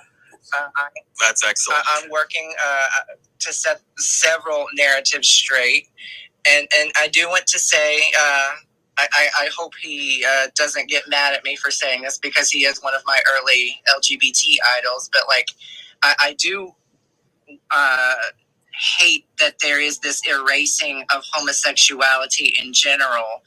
But I mean, say somebody, for example, has an intimate encounter with, say, somebody like Buck Angel. Like, that person, that man, is not a gay man because, you know, it's a natural vagina. And I get it's his sexuality is, you know, beautiful, and it is what it is, but I think it's harmful to the gay community to call that man a gay man, because, like I said in my comment there that a couple of people saw, I have been on several platforms now forcibly removed. I wasn't even angry or mean most of the time. A couple of times I cussed some people out. It was right to kick me, but most of the time I was polite and calm and mentioning that I don't believe that a biological woman should be in a gay male only space. So the very first instance was a gay male crochet group on Facebook, and I just made a comment that it wasn't even about trans people joining that group. It was about, somebody made a comment that a guy can have sex with a trans man and that's technically gay, and I just pushed back. I'm like, well, no, it's not, because it's a vagina. And everybody lost their shit. Everyone got mad at me, and I was kicked from the group. So And that leads me into the final point. I know I'm monologuing a lot. There's a lot I want to say. I know. I get it. We just gotta get. We do need you to land your Chinese spy balloon. Okay, I will. I mean, there was somebody who did. Wasn't there somebody who did warn us about 99 red balloons? Anyway. Yeah. Lost to at first sight for me. Didn't sing it. Sorry. Go ahead, Grumpy. Go ahead. Go ahead and finish your point, and then we'll go to the Okay, so landing this plane, I think, well, yes, it is a bunch of the elitists and the George Soroses and the big pharmas that are causing this divide. What people fail to understand is that it's little people like you and me that are also furthering this divide between LGB and the rest of the alphabet soup. Because, like, I'm boycotting and will continue to boycott the small startup business of the man who kicked me out of his crochet group, because I'm so furious that he kicked me out for just pushing back with my own sexuality. And that's happened a lot. I think I am personally banned on every single gay male only group on Facebook at this point. I think I'm about to get to chat with Fuck Angel. But like, I think I am personally banned on every single gay male only group on Facebook because I rose a stink about either women being in there or the fact that if a man has sex with a vagina, a natural vagina, he's not gay. He's bi or something else. His sexuality is valid and beautiful. He's just not gay. And I don't think that, we should be erasing gay men just like they're erasing lesbians, just like they're erasing heterosexuality. I don't think we should be erasing that. And it's by getting kicked out by those people like me, because I did find other people who are kicked out. The moderators and the admins of these groups. Yeah, we gotta get to the next hands here. Okay. We're very sorry. Okay. All right. Well, that's basically me landing my plane. I think we love your plane. Your plane is beautiful, and we appreciate it. All right. Thanks for having me. We do thank you. And so we're gonna jump over to Jess real quick, and then we're going to let Just a Lesbian speak. Then we're going to go to Alex, then John, then Paul, then Elliot, and Grumpy. We're going to have to take you down so we can fit more. All right, that's Thank fine. you, sir. So go ahead, Jess. Thank you. Hey, yeah. So first I wanted to say, between you, Buck, and of course Blair White, I've really been inspired to join your fight as a heterosexual female. I used to be a conservative that would have rolled my eyes at the trans movement once upon a time, and y'all have really changed my heart on that one. So I'm currently a nurse, and I'm going to graduate as a nurse practitioner this year. And I want to go into trans health with an equal focus on detransitioners as well as genuine trans people to fill the gap that you guys were talking about in the healthcare system. But I find that my research and everything that I'm reading is all propaganda, even in the academic journals. And so I guess my question is, could you identify any cases where you would consider an exception that where an otherwise healthy child could receive medications, be it puberty blockers or hormones, in the name of transition? Now, I'm willing to be convinced of otherwise, but right now, I just can't fathom why I would prescribe that for anyone under the age of 18. And then I want a follow-up question with, do you think that 18 is too arbitrary, or do you, in your own experience, find that to be a proper age for medical transition? Great questions. First off, thanks for joining us this evening. It means a lot to me. And also it means a lot to me that you're going in that direction in the medicines. We need more people like you. So that being said, I personally, and I do a lot of research, and I really look around into all these kids. I could tell you that I don't believe that these kids should be put on puberty blockers, and that they are actually on some level having gender dysphoria in that sense, because they're They're not giving them any mental health care. So how do we know if they even have gender dysphoria if they're immediately going, because now what we have is affirmative therapy. And affirmative therapy is not therapy. It's affirming what a child says. You know that. It's like, I'm trans. Okay, stamp of approval. There's no long-term mental health care. So how do we actually know this child will benefit from these puberty blockers, which I first off don't believe in, and secondly, how do we know for sure this kid is trans? So I don't know of any cases that this should be being used. And as I told you before, they shut it down in all the other countries, right? Sweden, Finland, who have been doing this for a lot longer than us. So that says to me that it's not a good thing at this point. And I can't remember what your second part of the question was. Yeah, it was just talking about, do you think that 18 is an arbitrary number, or do you think that transitioning at 18 is proper? Like, at what age do you think it would be appropriate? So that's a great question as well. So I'm going to say this is a very controversial good thing because, you know, how do we, 18 is still young. You know, I'm 60. I keep saying that, but, you know, now I think, oh, these are youngsters. I even think a 25-year-old is young. But that being said, I do think it's an arbitrary number, and I do not necessarily think it is still appropriate to transition. I have met some young people who have transitioned, and they seem perfectly fine, but they're only in their early 20s.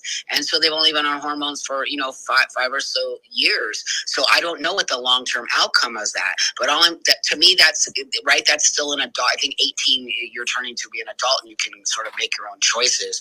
But I think that they're making it too accessible, too easily accessible. And I think that's one of the major problems that we need to sort of talk about is that they need to go through a system. Like I went through a system. It's why I really feel like I'm so solid in where I'm at. And these kids are just being stamped of approval with the affirmative therapy, which that's where my red flag comes up, my friend. I'm like, why are we making it so fast? What are we in a rush for? The last case scenario should be medication. In any kind of thing medical wise, they don't just rush to surgery. You get second opinions, you take your time, but we're doing this weird thing with kids where we're just affirming them immediately and then giving them hormones and surgery. That's a red flag for me.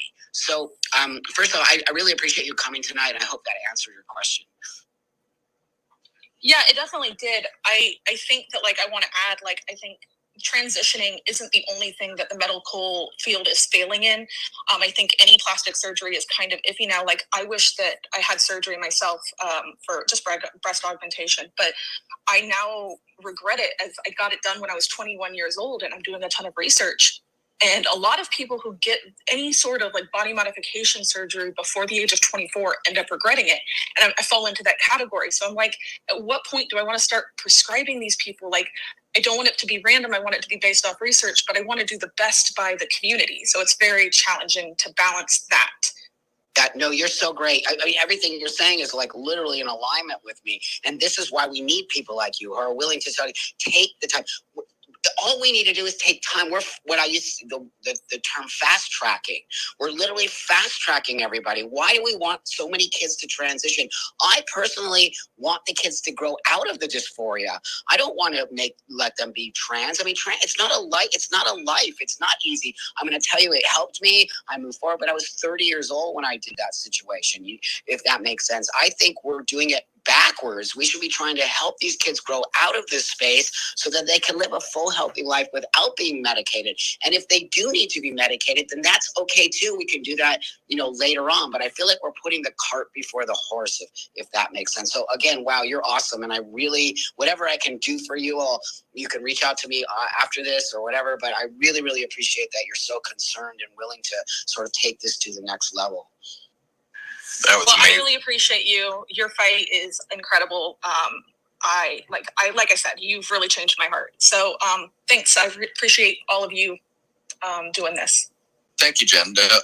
Jess, sorry. We really appreciate you coming up here, and we're happy to extend these olive branches. We are going to move you down just so we can fit more mics up here. Let's jump over to Jen real quick, and then we're going to go to Alex. It's Megan, actually, but that's okay. Everybody gets views. It's totally cool. So I just wanted to touch on the speaker before last. We're not against all drag queens, because there are a lot of very respectable drag queens out there who refuse to perform in front of children. They do not believe in what's going on. They do not want what's happening. And so I just want to throw that out there because I have some amazing drag queens that I know that I love to death. And to touch on what Buck was saying and the question prior, our brains don't stop developing until we're 25. California just moved up. You can't buy a cigarette until you're 21. Why are we rushing these kids into irreversible medication? The proper procedure, from what I remember, when my best friend trans when I was 12, who was 5 years older than me, had to go through 3 years of therapy, 2 years of living of the opposite gender, and had to have therapy the entire time. And then after that, go through a medical diagnosis of my body's okay to handle this before she was able to even start estrogen.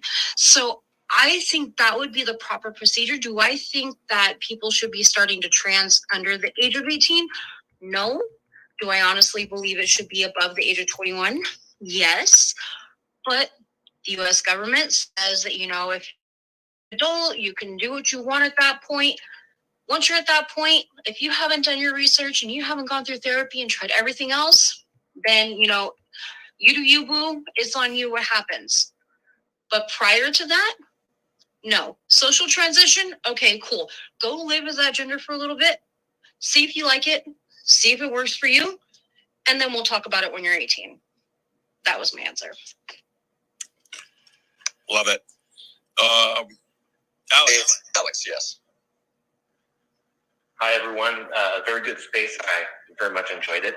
I think that what's going on is that many different groups, right along political lines, either the right or the left, we're seeing kind of imposters coming in, seizing the narrative.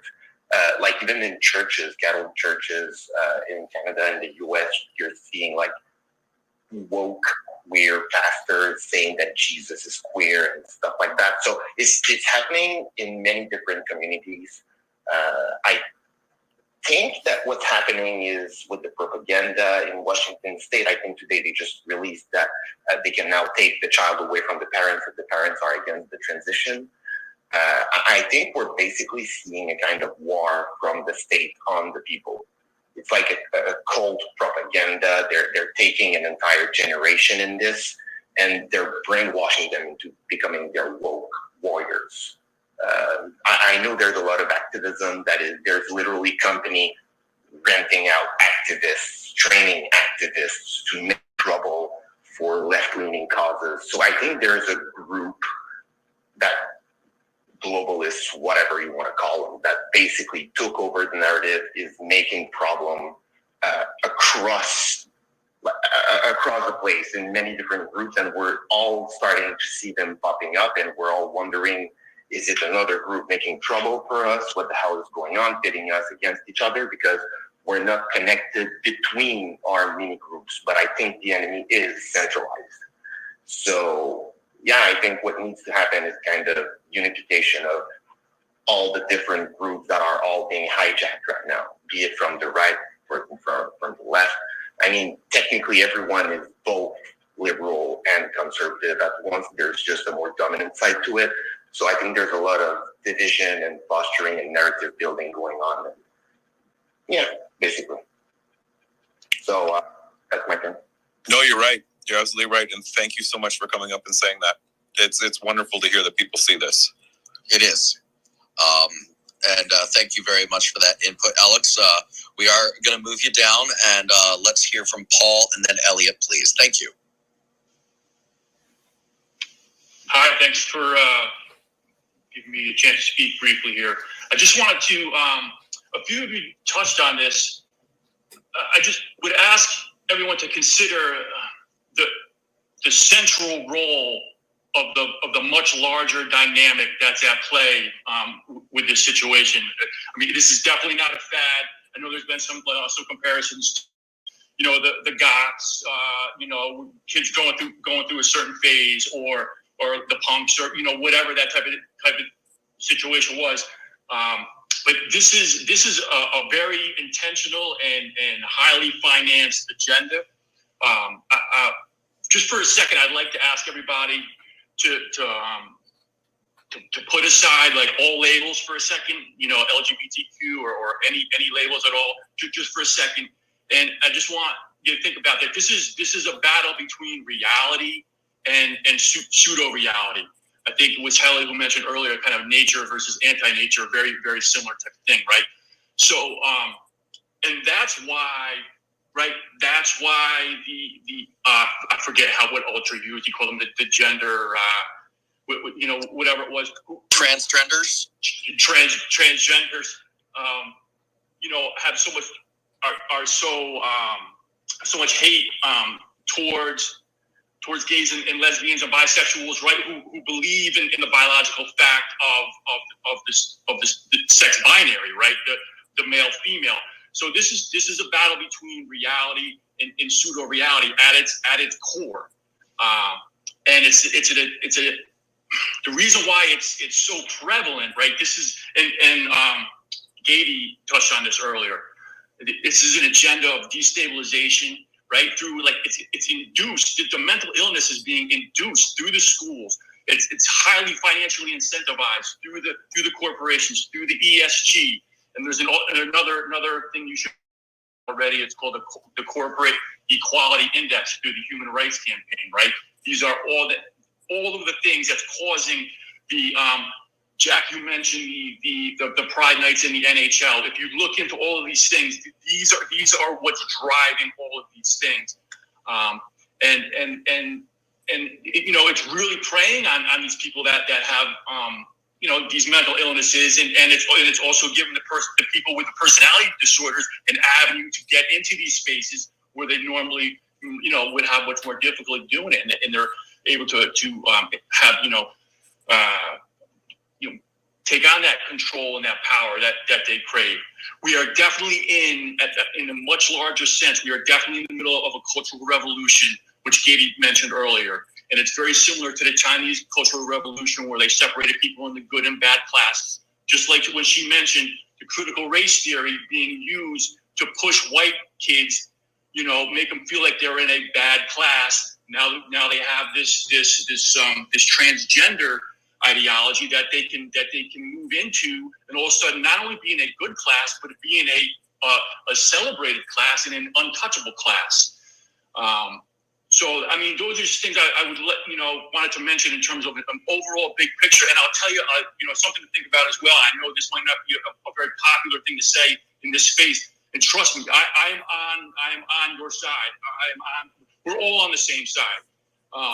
But homosexuals and bisexuals, right, and the rainbow flag itself, right, you're being used as a shield for the woke cult. I mean, you know this. And not only for the shield for the woke cult, but you're being used as a shield for the leftist globalist agenda, and which was also mentioned earlier, the transition into transhumanism. And it's all being funded, right, by these, the Black Rocks, the Vanguards, the State Streets, as part of the United Nations, the World Economic Forum. This is a huge agenda, and I see, I certainly understand the concerns and the immediate threat that the LGBT and many of the T community. I'm uncomfortable talking in terms of community. This is not something that anyway. But I understand that the immediate threat that you're under, and I also understand the immediate threat that women are under because of what's happening in their spaces, right? The feminists are fighting the battle as well. We are all fighting the same battle against the cultural revolution that's happening in our country, which is just a tool for the globalist agenda, right? They are funding that. And once they get enough power, the woke cult will be shut down, because they don't want them causing problems once they have enough power. They're the useful idiots that they are every communist. So I'll stop right there. I appreciate you the time, but from someone who's fighting this fight, because I've been fighting it in the schools, and the larger, they're like, this is all part of the same fight, and I appreciate you let me talk for a few minutes on that. And I appreciate everything that the awareness that you guys are raising. Yeah, this is the ally that we need. Yeah, no, we thank you. Thank you very much. Yeah. Okay, guys. Take care. You too. Come back, visit anytime and follow it and all sort of stuff. Amazing. Yeah, thank you very much for your voice. We are going to drop you down so we can fit other mics. Let's jump over to Elliot and then Gady. Okay, so can you guys hear me? Yes. Great. First of all, thanks for having me on. I've recently discovered Buck Angel's Twitter feed, and it is very refreshing to read. I really want to just take a second to, I'd heard about him years ago. I'd heard of Buck years ago, and I was pleasantly surprised how much of Buck's Twitter feed I agree with. So I come at this from probably a different angle than a lot of people here. I am a avowed globalist, but anti-woke. But with my legal training, I'm more fascinated about this issue, not because of any sexuality or gender identity. I'm just, as I think the woke would say, I'm a cishet, although I don't like those terms. I care about it from compelled speech and anti-gaslighting. So and I admittedly missed the first part of this space, so if you guys covered this, my apologies. But there's going to be two questions I'm going to have for the group, and I'll give the background. My concern is if you take a look, I think there's an article in the UCLA Law Review called Misgendering as Misconduct, and there's been some regulations that have been put forth in various states, and I think attempted regulations on the Fed side, where if you quote-unquote misgender somebody, that you can either run into civil liability or potentially lose your professional license or be sanctioned by a court. And my question here on this, or what the first question is, for since there seems to be some old hats of the movement here, and I just kind of want to get their perspective, since they're coming at it from an anti-woke perspective like myself, but they probably have, such as I think the grandpa of the group, which is Buck, as Buck calls Buckself. When it comes to this idea that people who quote unquote misgender should be punished, irrespective of their rights to profess their own beliefs.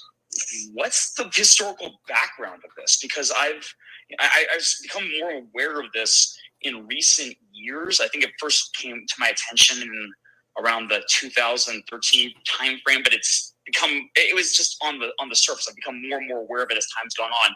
And suddenly now it's that if you don't use the preferred pronoun of a person, regardless if you have a objection to it, you must be punished in some capacity. So what is the historical background of how that point of view came to be and how it gained such prominence? And then the second question, also for the panel, which I think is related to it, and it's been I know this has been touched upon, and it's related, I think, to anti-gaslighting, which I think is related to compelled speech. People have talked about that if you refuse to date in disaccordance with your genital preferences, that you're bigoted in some capacity. But I'm not, as someone who's not in this field or this space, I don't know how common this is. How common is this genital preference is bigotry type viewpoint? Is it widespread? Is it just occasional? Do you see it, and is it talked about often? But those are my two general questions. The background of how misgendering came to be seen as something that should be punished. And then second, how common is this genital preference is bigotry type view that's being expressed? Okay, excellent questions. Who wants to answer that? I got it. So if you are a young lesbian that happens to be single, there is not one app that you can go on to meet anybody, even if it's supposed to be exclusively for lesbians, that there is not going to be penis in. And if you tell the person that is be-penised that you are not interested because they are biologically male, you as the female whose space that's supposed to be exclusive to will be removed. Is it viewed as a terms of conduct violation, in terms of service violation? Is it? It's terms of service violations. It's considered hate speech as well as discrimination. I've seen there's a BBC article on this recently. This came about on sort of, I have I have my own as a Stanford law grad. I have my own sort of crew of people that I talk and interact with, which are people who also graduated from elite law schools or have high government positions, et cetera, et cetera. And something I saw the other day, which was it was this sticker that someone put on a University of Liverpool advertisement. So it was a blatant forgery, but the sticker was genital preferences are transphobic or something like that. I'm sure you've seen it if you've looked around. But the critique of that was, this is not really occurring, or it's just anecdotal. It's not very frequent, and good luck trying to find any studies for it. And I could point to a BBC article that talks about it, or a few BBC articles, and I've seen a few anecdotes of it, but I've not really seen any sort of authoritative or coherent study which actually documents how frequently this is occurring. Are you aware of anything that is non-anecdotal, or is it just all personal experience? Well, for me, it's all personal experience. I think you're right. There are no studies on it. Nobody really talking about it, probably outside of our own kind of community. I think you have to be around all of us, or around this space, in order to see that.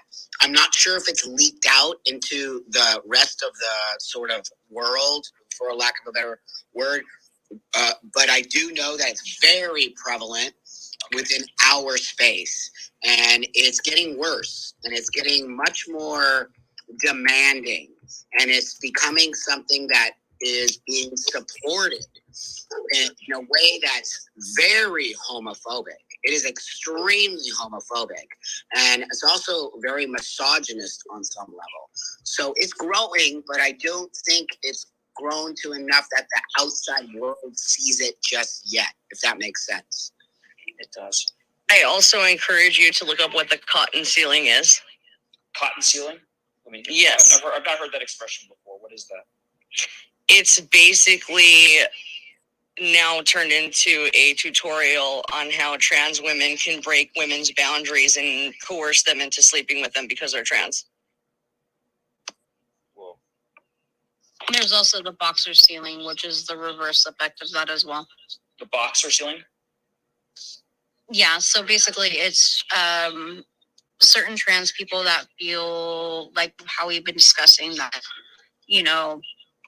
gays and lesbians shouldn't be able to deny sex with trans because of the opposite gender, because gays and lesbians obviously same-sex attracted, but it is now called cotton ceiling and boxer ceiling. So boxer obviously going towards gay men, cotton going towards women. It's a how-to manual on how to get them coerced into engaging in sexual activity. Yeah, it's all about breaking boundaries. Yeah, and I posted some things up in the nest, Elliot. Yeah, up above in that like jumbotron thing. It should be generated up at the top. It's a post I made just a moment ago, specifically for you, sir.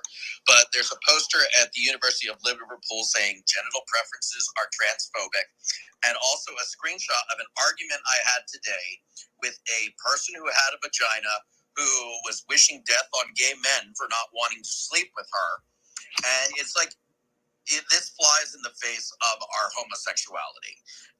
And as I said earlier in the presentation, maybe that's part you missed, but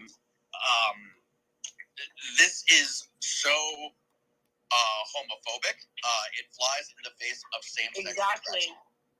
It almost seems like I know you say it's homophobic. To me, it seems, and I forgive me because I'm not in your community, so it's probably not the best for me to lecture. But it seems to have more similarity to incel than homophobia. If that makes sense. At least that's the way it appears to me from the outside looking in.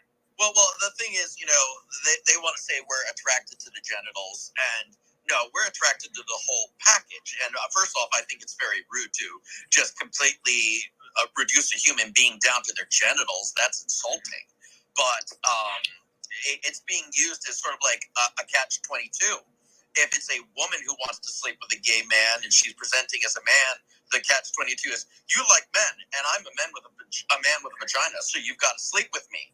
And then if it's a man masquerading as a woman, They say, you like penis, and I've got a penis even though I'm a woman. So you gotta sleep with me, and it's really coming down on us. And I had an argument with somebody earlier today. To me, but we're gonna have to land the plane on this subject and start moving on. I'm sorry. That's okay. Thank you for letting me speak. Oh well, you can go ahead and get that one last. So to me, looking at outside looking in, it seems to be the mixing up of gender identity with gender. If it's just a gender identification or gender presentation, I mean, live and let live, do what you want to do. But when you conflate gender identity or gender presentation with gender, then this sort of problem almost seems to be inevitable. Stop using the word gender. That's a solution. Yeah, Stop using gender. They're blending the lines between biological sex, sexuality, gender identity. I mean, they're trying to make it all into one big amorphous blob that pretty much is coming after everybody. Straight people, gay people, trans people. It's coming for all of us, and nobody is safe from this ideology. Yeah. I just want to say thank you for joining us tonight, and hope you guys have a wonderful weekend. Good night.